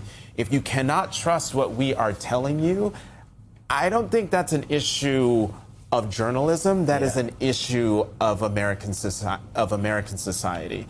And so if you're watching The Weekend, you've been watching us, you've watched us now for 4 hours, I hope you know that we are telling you, because we were in the room. We were sitting right next to each other. Jackie was right next to me, to my left, and Eugene was... Yeah, another problem with the crisis of confidence in mainstream resources and mainstream news also stems from the realities that unfolded in Israel, in the hands of Israel against Palestinians, and the way that the mainstream media covered it for the past 2.5 years. Most people no longer trust mainstream reporting because mainstream resources did what they always do and leaned into State Department-backed narratives over and over again when the reality was indisputable that there was a genocide going on, and they just kept talking about student protesters. They kept disparaging people who were critical of what Israel was doing. And in the aftermath of that, especially when paired up with a tremendous amount of independent news resource that people could rely on, some of which who actually do lean into biased narratives, biased frameworks, rather than maintain the highest priority to the truth, all of a sudden you're going to have this chaotic media environment where no one fucking trusts mainstream resources any longer. This is another thing that I've talked about over and over again for years now, for years and years. If you do not establish credibility, if you don't report on the hard truths, even if it actually goes against the interests of the State Department, if you lean into being a stenographer for both Israel and the United States of America, people are going to check out. People are never going to trust you again. Or it's going to take a long time for people to rebuild that confidence and trust in mainstream reporting in general. These are some of the impacts. If you're sitting around going, how can nobody trust us? It's because we now live in a media environment, a media landscape where there's no objective, no consensus reality, and no interest in the truth whatsoever. People would much rather lean into biased narratives than try to figure out what the truth is. That's it. And the algorithms reward this. The algorithms abso-fucking-lutely reward biased narratives rather than objective truth. I'll give you an example, okay? There are plenty of people who have tweeted out about how silly this stuff is, right? How silly it is that people think that this is, this is how silly it is that this is, people are thinking this is a conspiracy. Okay, look at my tweet. I jokingly, in the beginning, right as the shooting was happening, right as the shots were fired, said this: just now, Caroline Leavitt calls on everyone to watch tonight because Donald Trump will bring the heat and there will be shots fired. I said, what does she know? 110,000 likes.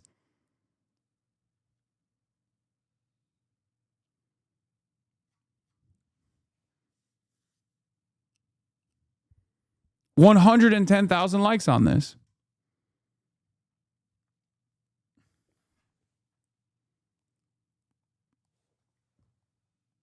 When you got the president lying with everything that he says, when you have the media that can't even hold him to account, when you have institutions that are run by incompetent charlatans like Kash Patel, how do you expect large majorities in the audience, large majority of voters, large majorities of American citizens, regardless of whichever ideology they lean into, to trust any of these mainstream institutions? This is a dialectic.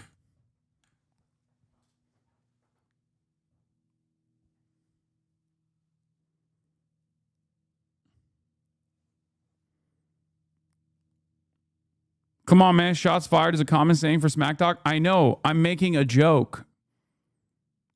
That's why I put the eye emoji. What did she know? And yet people obviously reward this on the algorithm. Even leaning into it as a joke is rewarded. Hello, I'm making a joke. Some people might not have actually seen this as a joke. Some people might have actually seen it as real.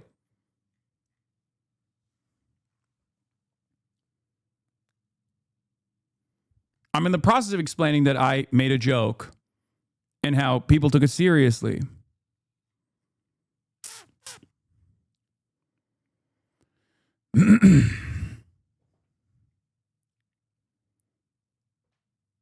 In any case, the expectation that like we're supposed to wait, did this get nuked? No, it didn't. Okay.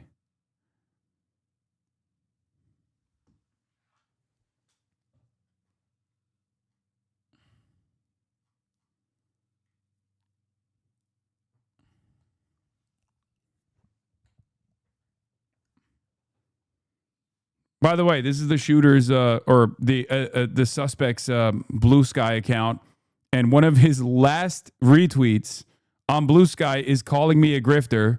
So just remember that, okay? When people are fucking out here, when people are out here trying to tie this back to me somehow, just remember that motherfucker thought I was a grifter, okay? 3 days ago. 3 days ago.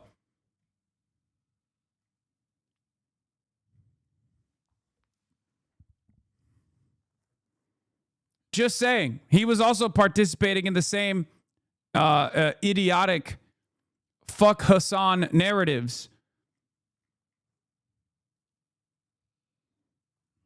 Radical centrist. Was to her left.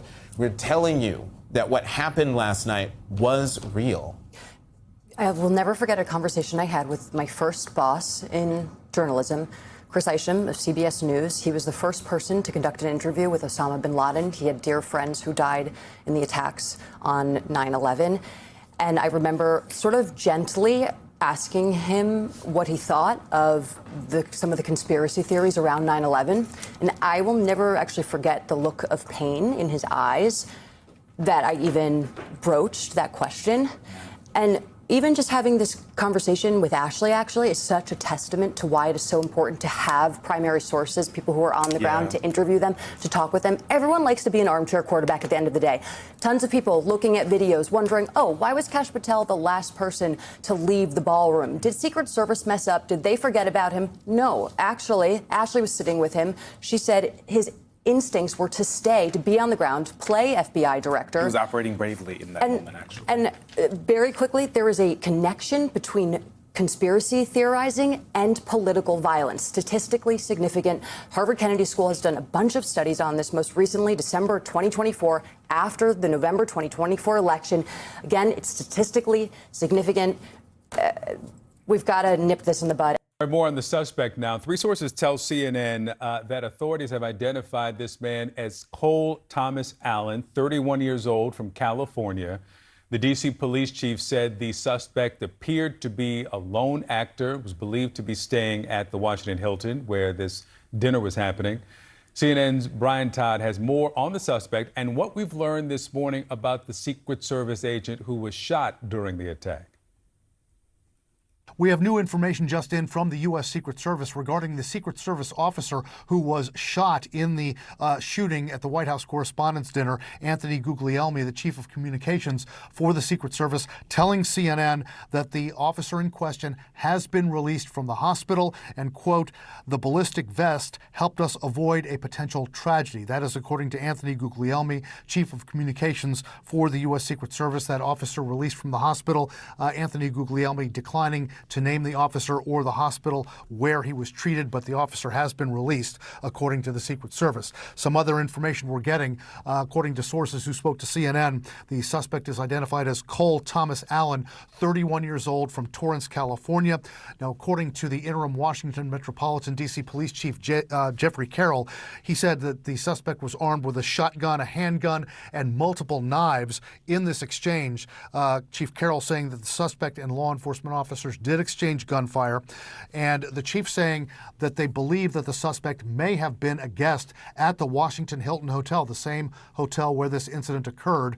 The chief saying that they secured a room there and are trying to determine the contents of that room, so that will provide some critical information. Now, according to the U.S. Attorney for Washington, D.C., Jeanine Pirro, the suspect faces 2 charges at least. One of them is using a firearm during a crime of violence. The other is assault on a federal officer using a dangerous weapon. And some quick information on this alleged suspect's background. According to public records that CNN was able to sift through, he worked as a teacher and a video game developer. According to a LinkedIn profile matching his name and photograph, it described him as a part-time teacher at C2 Education. That is a test prep and tutoring company. CNN has reached out to C2 for comment. We have not heard back from them. C2, according to its records, did name Allen as the company's, quote, Teacher of the Month in December of 2024. According to a LinkedIn profile, Allen graduated from the California Institute of Technology in 2017 with a bachelor's degree in mechanical engineering. He received a master's degree in computer science from Cal State University at Dominguez Hills last year in 2025. According to Federal Election Commission records, he donated $25 to Kamala Harris's presidential campaign in 2024. And he described himself in his LinkedIn profile as a video game developer. He appears to have published at least one game, an indie game called Boredom, for sale on the Steam gaming platform. Look at the very first result in images. Of the background of this alleged suspect, Cole Thomas Allen. Let's bring in now retired FBI Supervisory Special Agent Jason Pack. Jason. Bro, people have no chill, man. People are not taking anything seriously lately. Jesus Christ, dude. Fucking pay money wubby. Hello to you. We've not heard anything yet about whether Allen is cooperating with investigators, but the FBI has searched a home linked to this suspect. We've got video of it from Torrance, California. Detail for us just the work that's happening to get the answer to the two big questions, why and the target that's happening right now. Victor, good morning. And those are the two most important questions this morning. There's a lot of work going on in two locations and maybe more that we don't know about.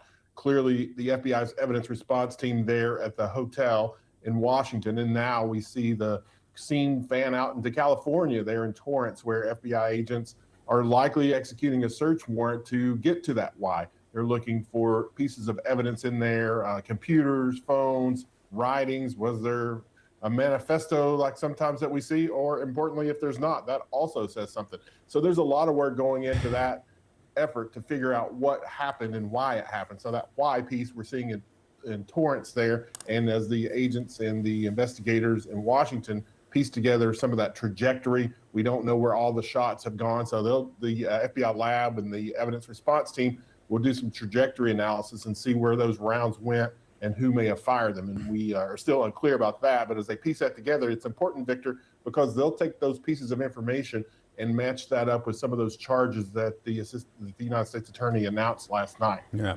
You mentioned the potential for a manifesto. And listen, we've covered so many of these that often we find a manifesto online. Now, let's go through what we know about this suspect.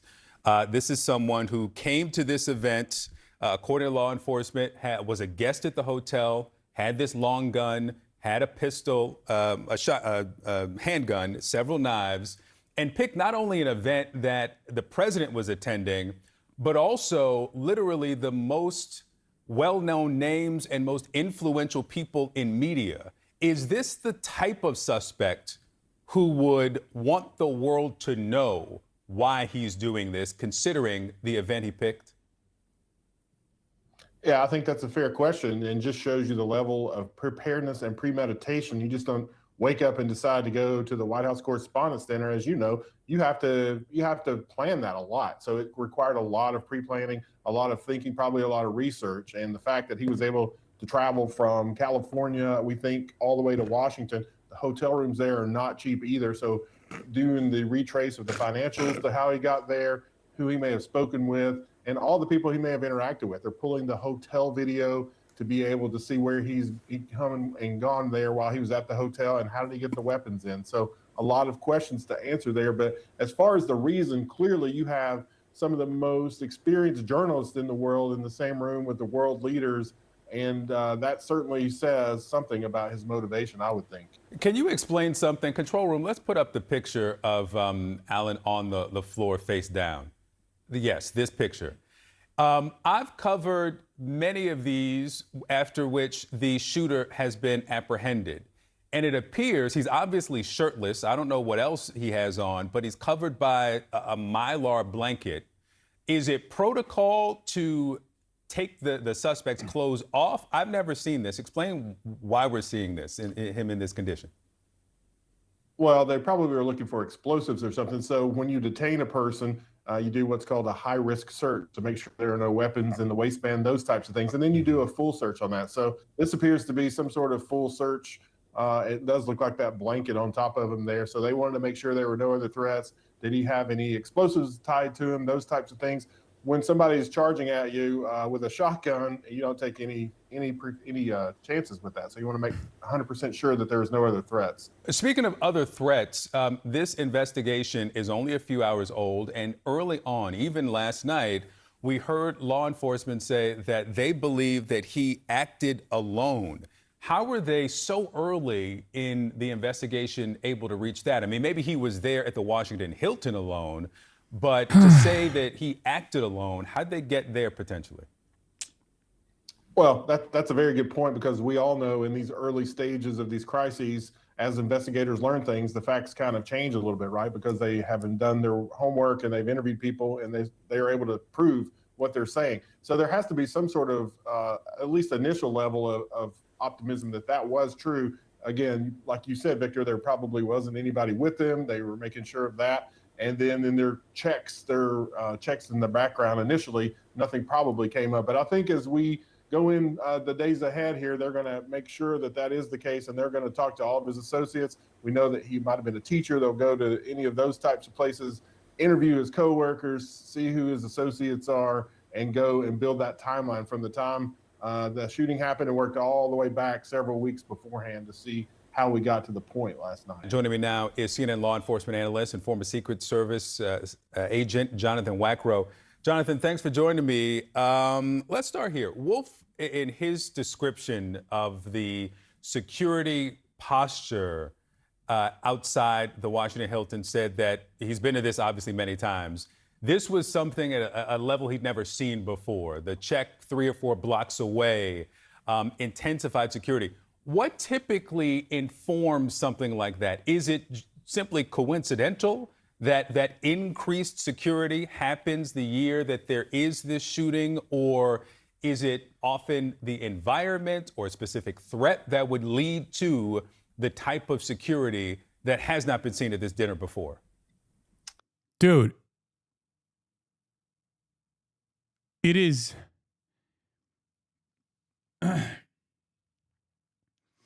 I still can't get over the fact that this motherfucker was so fast, dude. Am I crazy for that? I mean, he was booking it, dude. The type of security that... Like, look at this. Look at this, bro. He's zooming. Well, Victor, good. Everyone thinks it's fake. I know.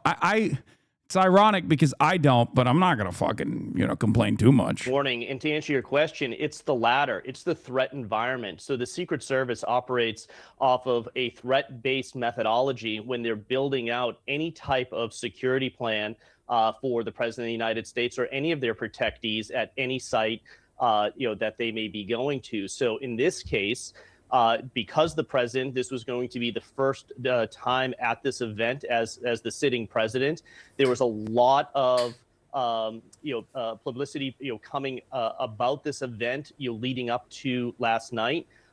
That really creates a lot of threat vectors that can manifest themselves for this type of event. The Secret Service knows that, so they actually start building out this security plan. And really what Wolf was saying is concentric rings of protection that radiate out from the center of the stage where the president was sitting. So you have multiple layers of defense at that site that radiate out, not just at the surface level, but it's 360 degrees. There's airspace security that goes on.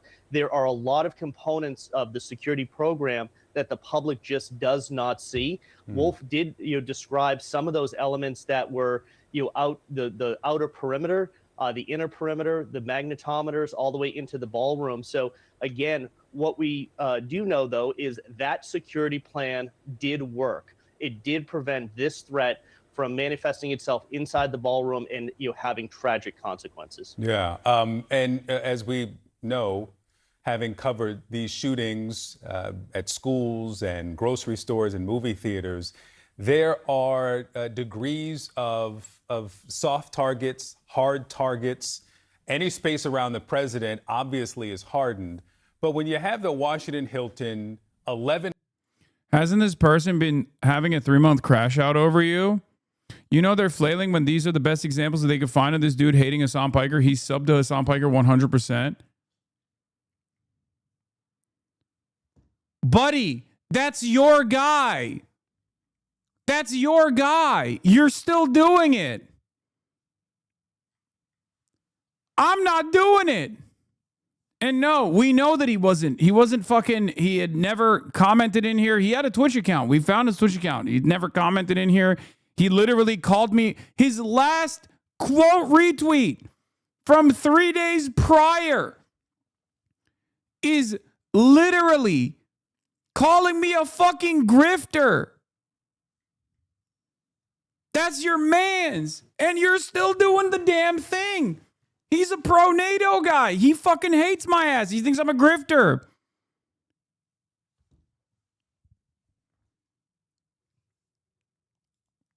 Ted Cruz is hunting you now, apparently. Sick and the Democrats embrace this lunatic. Yeah, it's really funny that they keep posting this video where I'm genuinely saying there's an opportunity here to organize, okay? Not organize to do assassinations, you fucking idiot. Organize and actually vote for left flank candidates.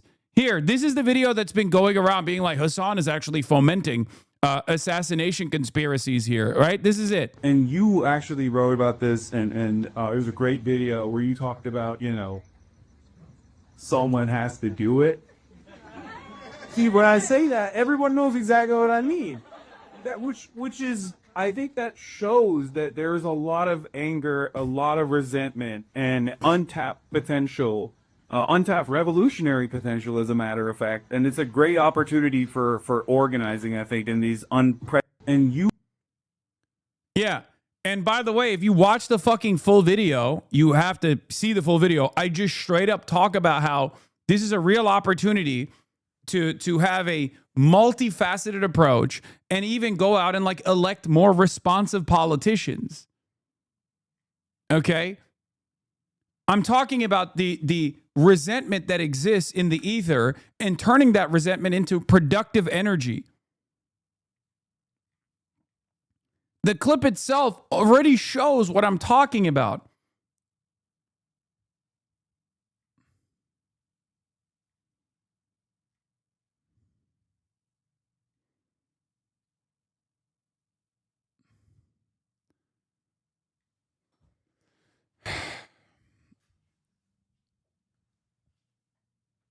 It's just,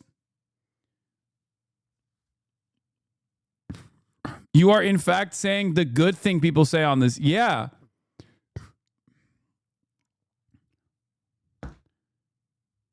We see you. We know you're not violent. I know people in here know that I'm not. You are in the PSYOP animation about the White House Correspondents dinner event? Wait.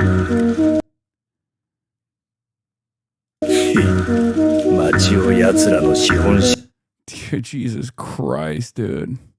Me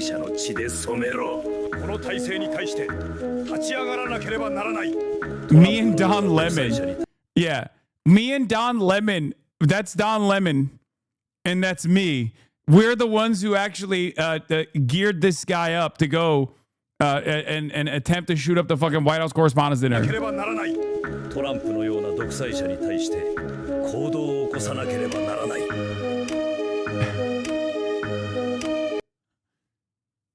God, American politics is so fucking stupid.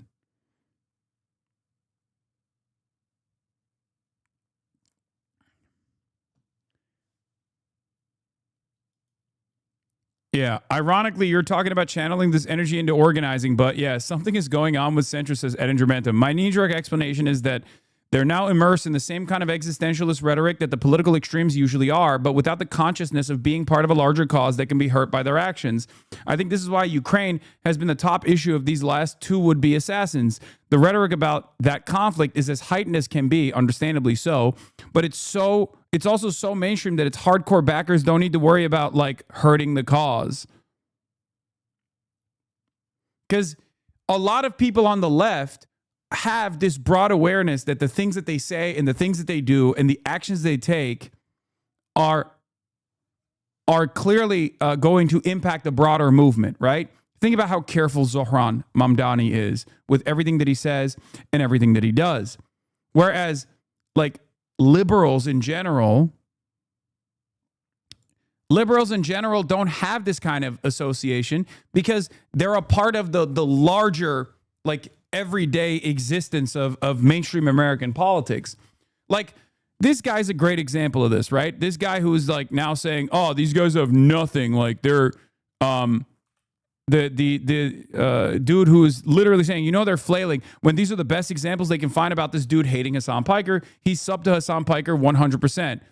Last night, when it took place, he said, so close. I know a false flag event when I see one. You're rudderless. You have no direction. You have no political movement. You are just flinging shit at people to your right and at people to your left. This is the problem. You're not disciplined. You're not invested in any sort of like real movement whatsoever. You got nothing to fucking lose. This is one of Sex Pestany's main moderators, by the way.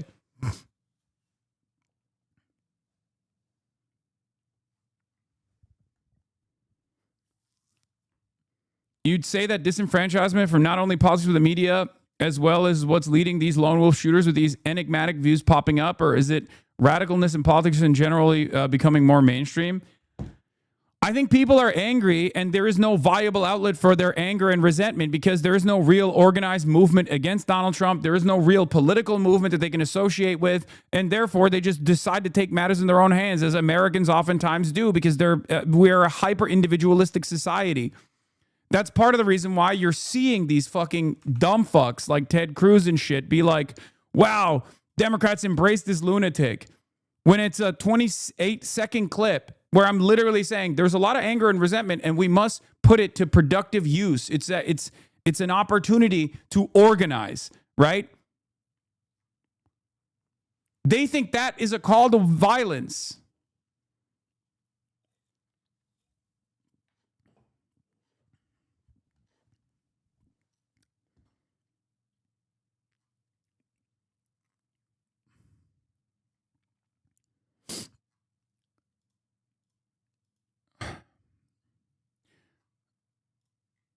Good to know. Blocked.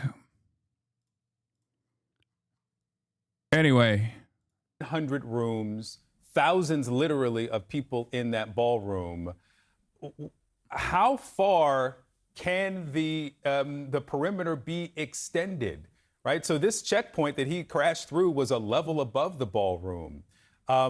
Short of checking every person's baggage TSA style coming into the hotel as a guest, how do you keep those weapons out of the building when the president potentially comes in? Well, again, what we don't know is, some of those pre-attack elements. What was the staging that the attacker went through to prepare for this evening? And I think that's going to be a critical part of this investigation. Is when did he set up, the weapons and have that cache of weapons available to him to then go ahead and launch the attack at that main magnetometer site. Timing here is also critical. If that attack was 60 minutes earlier, this would have been a tragic event with numerous casualties and individuals hurt, because that is the only place where the public was aggregating before they fully got screened going into the event. So understanding these attack dynamics, which I actually will underscore that it actually speaks to the premeditation. If this attacker did have a room or access into the hotel prior to the security program being fully stood up outside, again, that speaks to this calculated planning that he had. But again, what we saw was, again, not relying on one element of the security plan, but that multiple overlapping layers of security actually did work last night. We go now to Acting Attorney General Todd Blanche. Welcome. Good morning. And I'm glad you are safe, sir. It was a harrowing night. You as well. It was a harrowing night. I want to get straight to what we know now in the light of day. The FBI, as I understand it, has gone to a home in Torrance, California, believed to belong to the alleged shooter, most likely into his D.C. hotel room as well. What have they discovered there? What do we know? Yes, that's right. So the FBI worked all night working with local law enforcement, working with the Secret Service. They've executed various search warrants on locations, also on devices that were recovered from the suspect.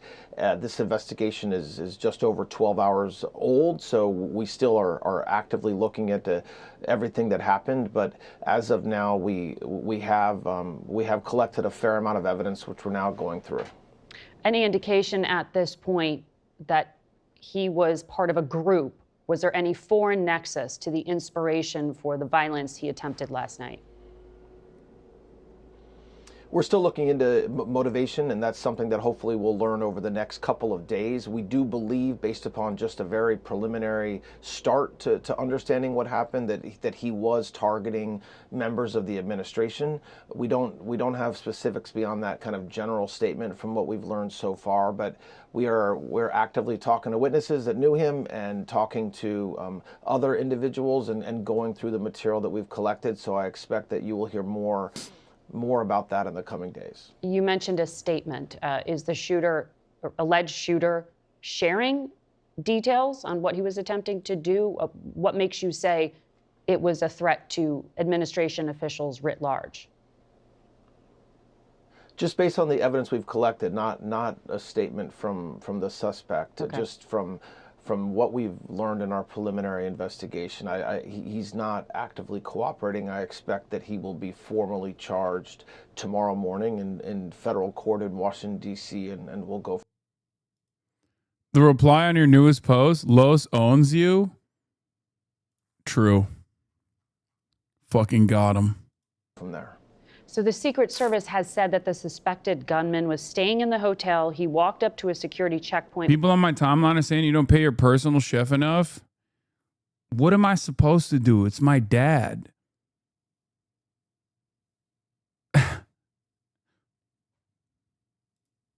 With a shotgun, handgun, and multiple knives. How long had he been inside that hotel? And was there a security protocol for guests? We're still understanding the security protocols that led to him being able to have firearms in that hotel. We do believe he was staying in the hotel in the days leading up to last night. We believe that he traveled by train from Los Angeles to Chicago and then from Chicago to Washington, D.C.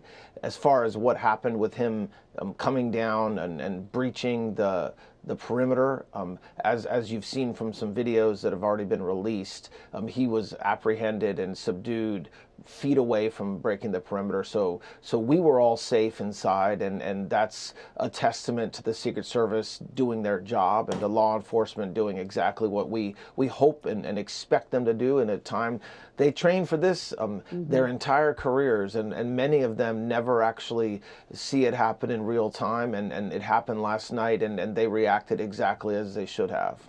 So the alleged shooter, as we just said, had multiple weapons in his possession. Here in the District of Columbia, open carry is not permitted. You just said he traveled from California across the country by train. At this point, are you thinking at the federal level of changing security protocols in any way to, for example, match on trains what you are expected to go through when you fly, where you do? Yo, God forbid we do something about gun control or any of the fucking instabilities in this country, okay? Instead, we should just make it illegal to travel. Jesus Christ. You have to declare a weapon when you cross state lines. How did he travel by train without any challenge and arrive here in the nation's capital?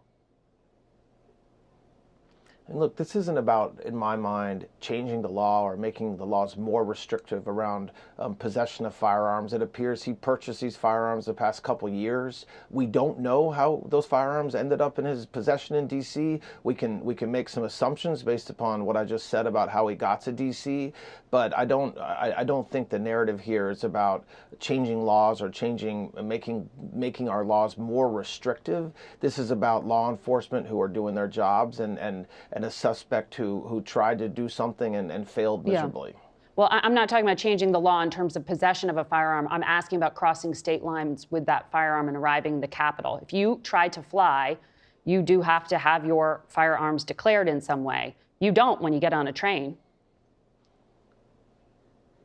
Well, look, you are talking about, I mean, if we're asking the question, that's talking about changing the laws, and I don't think that's something that we should be focused on right now in any way, shape, or form. Okay, not a loophole. There are lots of ways that, yeah, so I mean, look, we also don't know, we don't have all the answers this morning. We're still looking into what happened, how he got the guns, if he got them legally, but what we do know is that he tried to use them. He did have 2 firearms and some knives on his person when he tried to use them. And he was stopped before he got anywhere near the president, before he got near any of us that were in the room at the time of that this occurred. And that's again, we can't overlook, and I'm not suggesting you are, but we can't overlook the great work of the Secret Service last night. No, absolutely. We're all thankful for that. But we do see these kind of threats at the local and state level as well for those who aren't as heavily protected as all of us in that room were last night, which is why I ask you if you're reviewing that. U.S. Attorney for the District of Columbia, Jeanine Pirro, said the suspect will be charged with 2 counts, using a firearm during a violent crime and assault on a federal officer using a dangerous weapon. Do you, at this point, anticipate further charges? Yes, we'll see about further charges. So that's one of the things that we need to go through the evidence. So there's a lot of federal charges that could be in play beyond those 2 charges, but it depends on on us understanding his motive, his intent, his premeditation, what led into him deciding that he was going to do what he did last night. But just to be clear, those are very serious charges. He will face a judge as early as tomorrow morning for those 2 charges. But the investigation is brand new, and so we will continue to investigate. And if there's more charges. Please tell me you saw your name in Zoran's community note. What the fuck is this? What are you linking to me? Why am I clicking on these links? Please tell me you saw your name in the community notes of Zoran's tweet about the White House Correspondents' Dinner. Yes, I did. I know. Everyone is like, oh, how can you say you abhor violence when you hung out with Hasan? It's so fucking stupid. Unbelievably stupid discourse, dude. They'll be brought. He'll be charged via complaint, and that'll be tomorrow morning, and then an indictment will come thereafter, and there could be additional charges in that indictment. Bro just linked the fucking Discord channel. It's crazy. To see as the evidence develops. So you must have attended past Correspondents' Dinner. I mean, for over 50 years, they've been held at this hotel. Last night, it was extraordinary because we had the president, the vice president, the Speaker of the House, the Secretary of State, the Secretary of Defense, the Secretary of the Treasury, all in the same room. Those are 5 out of the top 6 leaders in that line of succession for this country, should something have actually happened to the president himself. Was there planning for that? I mean, when we have the State of the Union, there's a designated survivor. Was there an increased concern about gathering all of our leadership in that room last night? We will not stop doing things like we did last night in this administration. And this man, if one of his goals was to get us to be scared, he failed.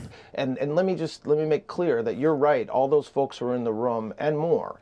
And yet we were all safe. Law enforcement did their jobs. And so President Trump said last night, and he means it, and I very much agree with him, that this type of conduct will not deter him. It will not stop him from living. It will not stop him from doing his job. And that is not only him, but the vice president, the cabinet, the law enforcement, you all, journalists. You're not going to stop doing your jobs either because of this lone man that did what he did. And so this is something that we all are still still reacting to because it's fresh. But I assure you that the types of things that you saw last night and the president being out there and available to the American public, that will not change because of what this guy tried to do last night. Well, there has been reporting over the past few months that due to this increased threat environment, both on the domestic front, but also because of the war in Gaza, because of the war in Iran, that there is an intensity to this moment, and that there had been an effort to not allow the vice president and president to be together because of the risk. Why was that different? The vice president and president are together almost every day. They're together in a public constantly. event. So that's false reporting? Security, well, I see them together all the time. They were certainly together last night. And so, look, I'm not minimizing the threats that President Trump and the vice. Is it that hour yet? You know, time to zap your fucking dog, you left-wing bitch. Thank you for reminding me.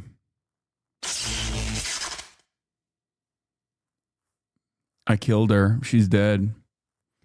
I love that people still do this. Like, it's just... They still come in here and they're like, oh, dude, I bet you're fucking zapping the shit out of your dog. Yeah, I am. Look.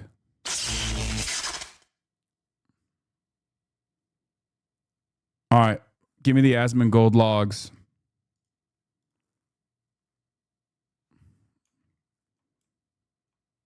Why can't I zoom in on this guy? Give me his Asmongold logs, chatter. Let's take a look.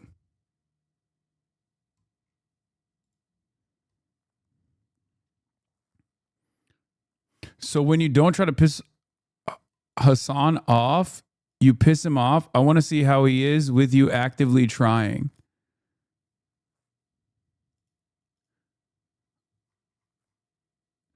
It's so funny that these guys literally, when even in Asmongold's chat, they're so fucking obsessed. Like, this is just a guy whose only understanding of American politics is just like hating on me. Incredible stuff.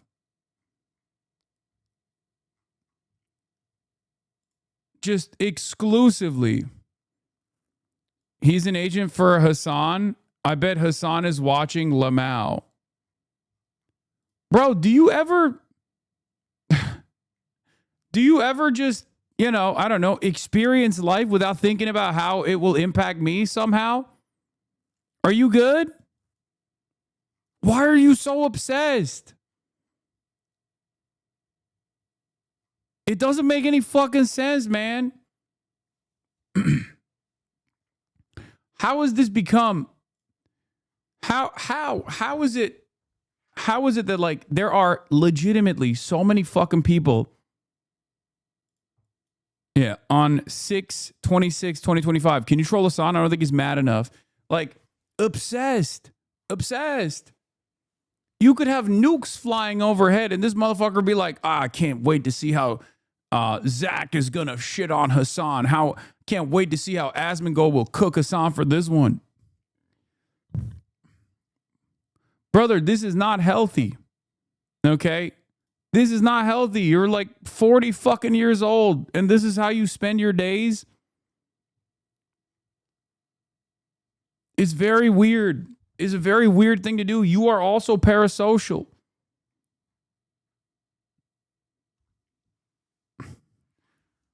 I just want you to have healthcare, man. That's all I want. I want you to have healthcare. I want you to have a more productive life. I want you to be able to go to college for free, or your children to go to college for free. I want to be able to make sure that you take home more of you take home more of your own productive output, that you have more control over your own destiny in your own life, in your workplace. That's what I want for you, okay? Oh my God, he replied to your going live tweet. Shut your bitch ass up, Piker. Not asking, telling. It just doesn't make any damn sense, man. I don't know how you live like this. And there's a good number of people that do this too. It's just so strange. How did you arrive at this? How did you arrive at this position where, like, everything, that you live in your life for is somehow opposing whatever the fuck you think I stand for.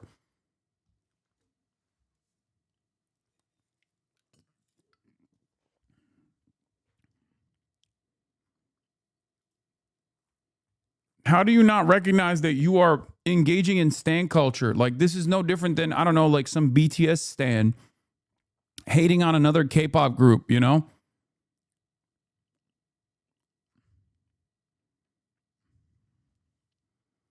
What did I do? What could I have possibly done? Or what did you hear that I did that caused you to get to this level of obsession? It just doesn't make any fucking sense. Secretary Robert F. Kennedy Jr. seen not ducking for cover, runs in the family, I guess.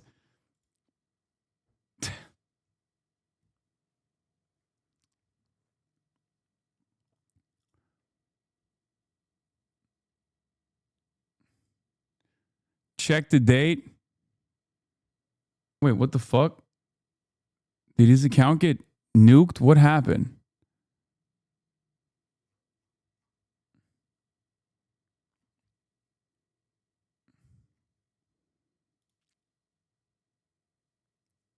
Wait, what the hell? Why did his account get suspended? He may have blocked.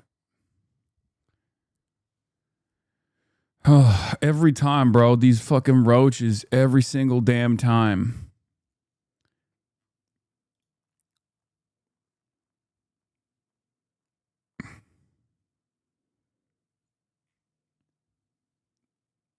You are harsh. You hold a mirror up to people's faces. You make them doubt they're jackrabbit. They're simply bred greyhounds without the real training.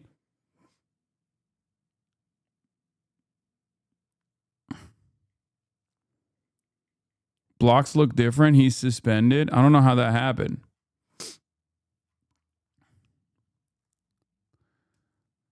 Like I've said over and over again, if you have more smoke for me than the current fascist administration, you're a deeply unserious person.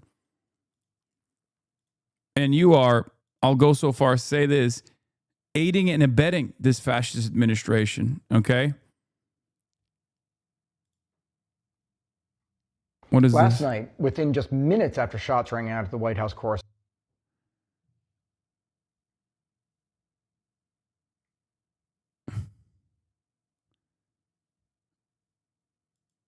Speaking of roaches, do you know Metatron? No. You're as un-American as Hassan Piker? What the fuck is this?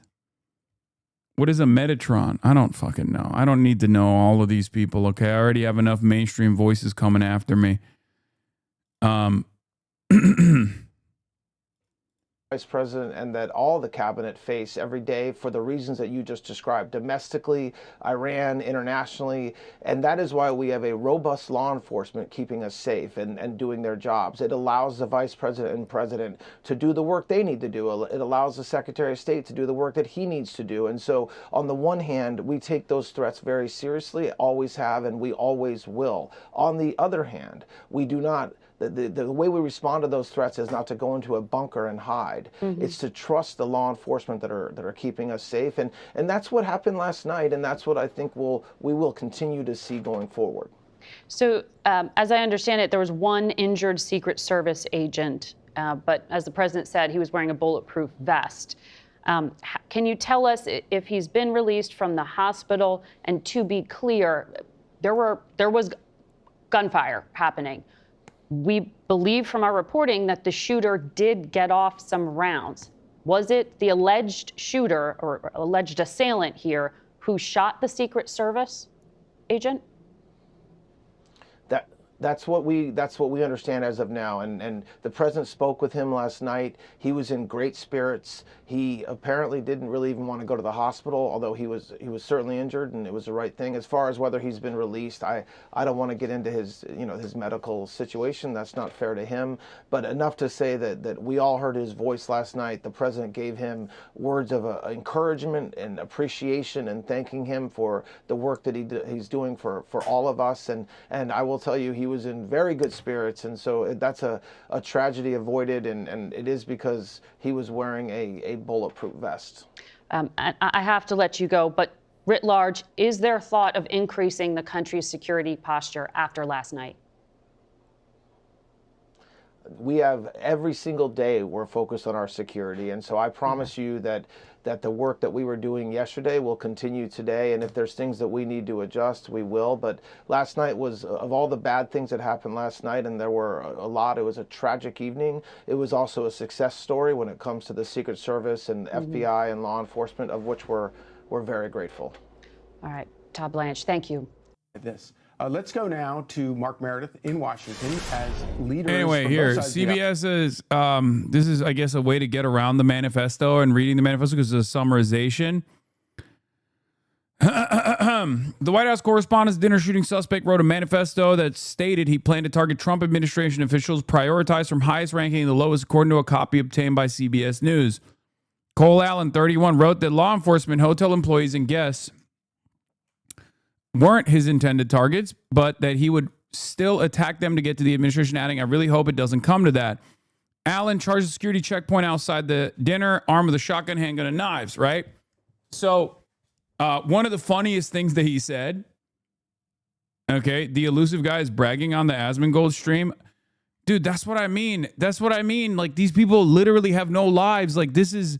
being noticed by someone like myself is peak for them. I don't understand why you choose this destiny for yourself. Like, pick better targets, man. Pick a better goal for your life. Okay?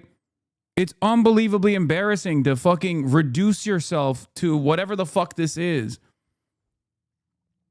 It's incredibly pathetic. So stop giving them attention.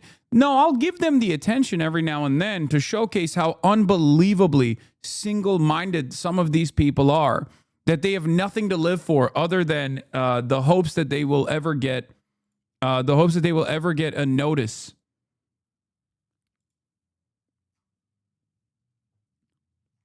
When the dust is settled, okay, when in your final moments, when you go back through the highlight reel of your life, do you think you'll be proud of your accomplishments? Do you feel like your life will be worthy of anything? They came in, followed, unfollowed, wrote that comment, unfollowed, but they ran into the other stream to say, "I'm the one melting down."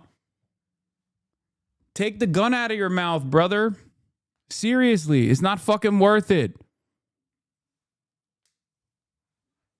You are the product of an incredibly unlikely moment of probability. Like, there is an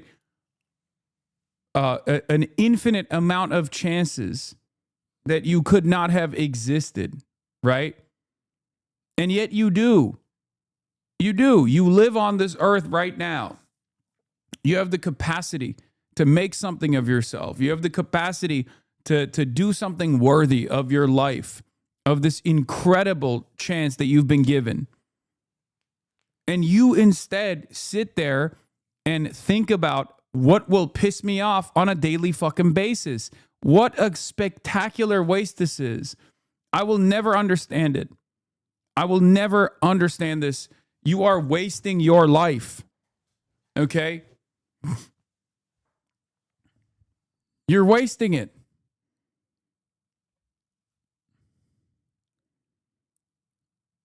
This is the calculation I make every single day. I love what I do. I'm very fortunate. I don't take anything for granted. And I try to make the best possible use of the time that I have on this planet. Okay? To push for certain goals, to try and organize, to change society in a more productive direction. to change American trajectory to the best of my ability, little by little, to try to inspire others to do the same. You, on the other hand, are spending every waking moment being like, no, I'm an unbearable, unfuckable loser. My life sucks. I'm not going to try to fix my life. And instead, I'm just going to try to spread as much anger and resentment around, the same anger and resentment that I feel in my fucking soul, and make everybody's lives worse. Doesn't make any sense. Dirt.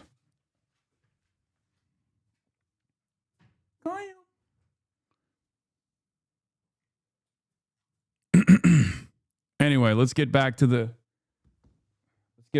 gunman. Law enforcement sources told CBS News that Allen's brother, alarmed by the email he and other family members received, called police in Connecticut to alert them Saturday night. Authorities said they found other writings at his home in Torrance, California, and on his 10th floor hotel room at the Washington Hilton Hotel, where the dinner was being held. So one of the funniest things this guy said, by the way, was this. Where is it? Hold on. He says, like, hello, everybody, whatever. I'm not going to show you the manifesto because, I don't want to get fucking banned. But he literally says at one point, he straight up says, first of all, I'm a citizen of the United States of America, and, what my representatives do reflects on me, and I'm no longer willing to permit a pedophile, rapist, and a traitor to coat my hands with his crimes, right? Like, he's very clearly, calling the president a pedophile. But one of the funniest things that he says in the manifesto is, where he basically lays out all of his actual targets and who might get in the way. And he says, administration officials, in parentheses, not including Mr. Patel, they are targets prioritized from highest ranking to lowest. Kash Patel is straight up having the worst time right now. It is unbearable to be in Kash Patel's shoes. Not only did the paper of record say that he got possibly cucked by his girlfriend as the attempt was taking place, but even the shooter was like, he is such a fucking loser that I don't even want to, target him. He's with us. Like, he singled him out, dude.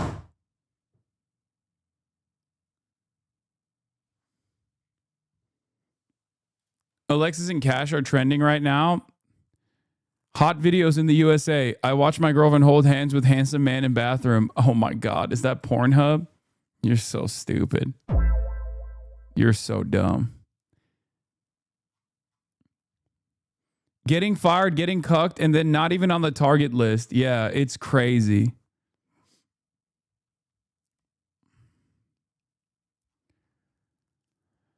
Anyway, let's see what Fox News is saying about this shit now. I'll condemn political violence in the wake of this attack. Hey, Mark. Yeah, Republicans love talking about condemning political violence, and then they get right back to immediately fomenting political violence.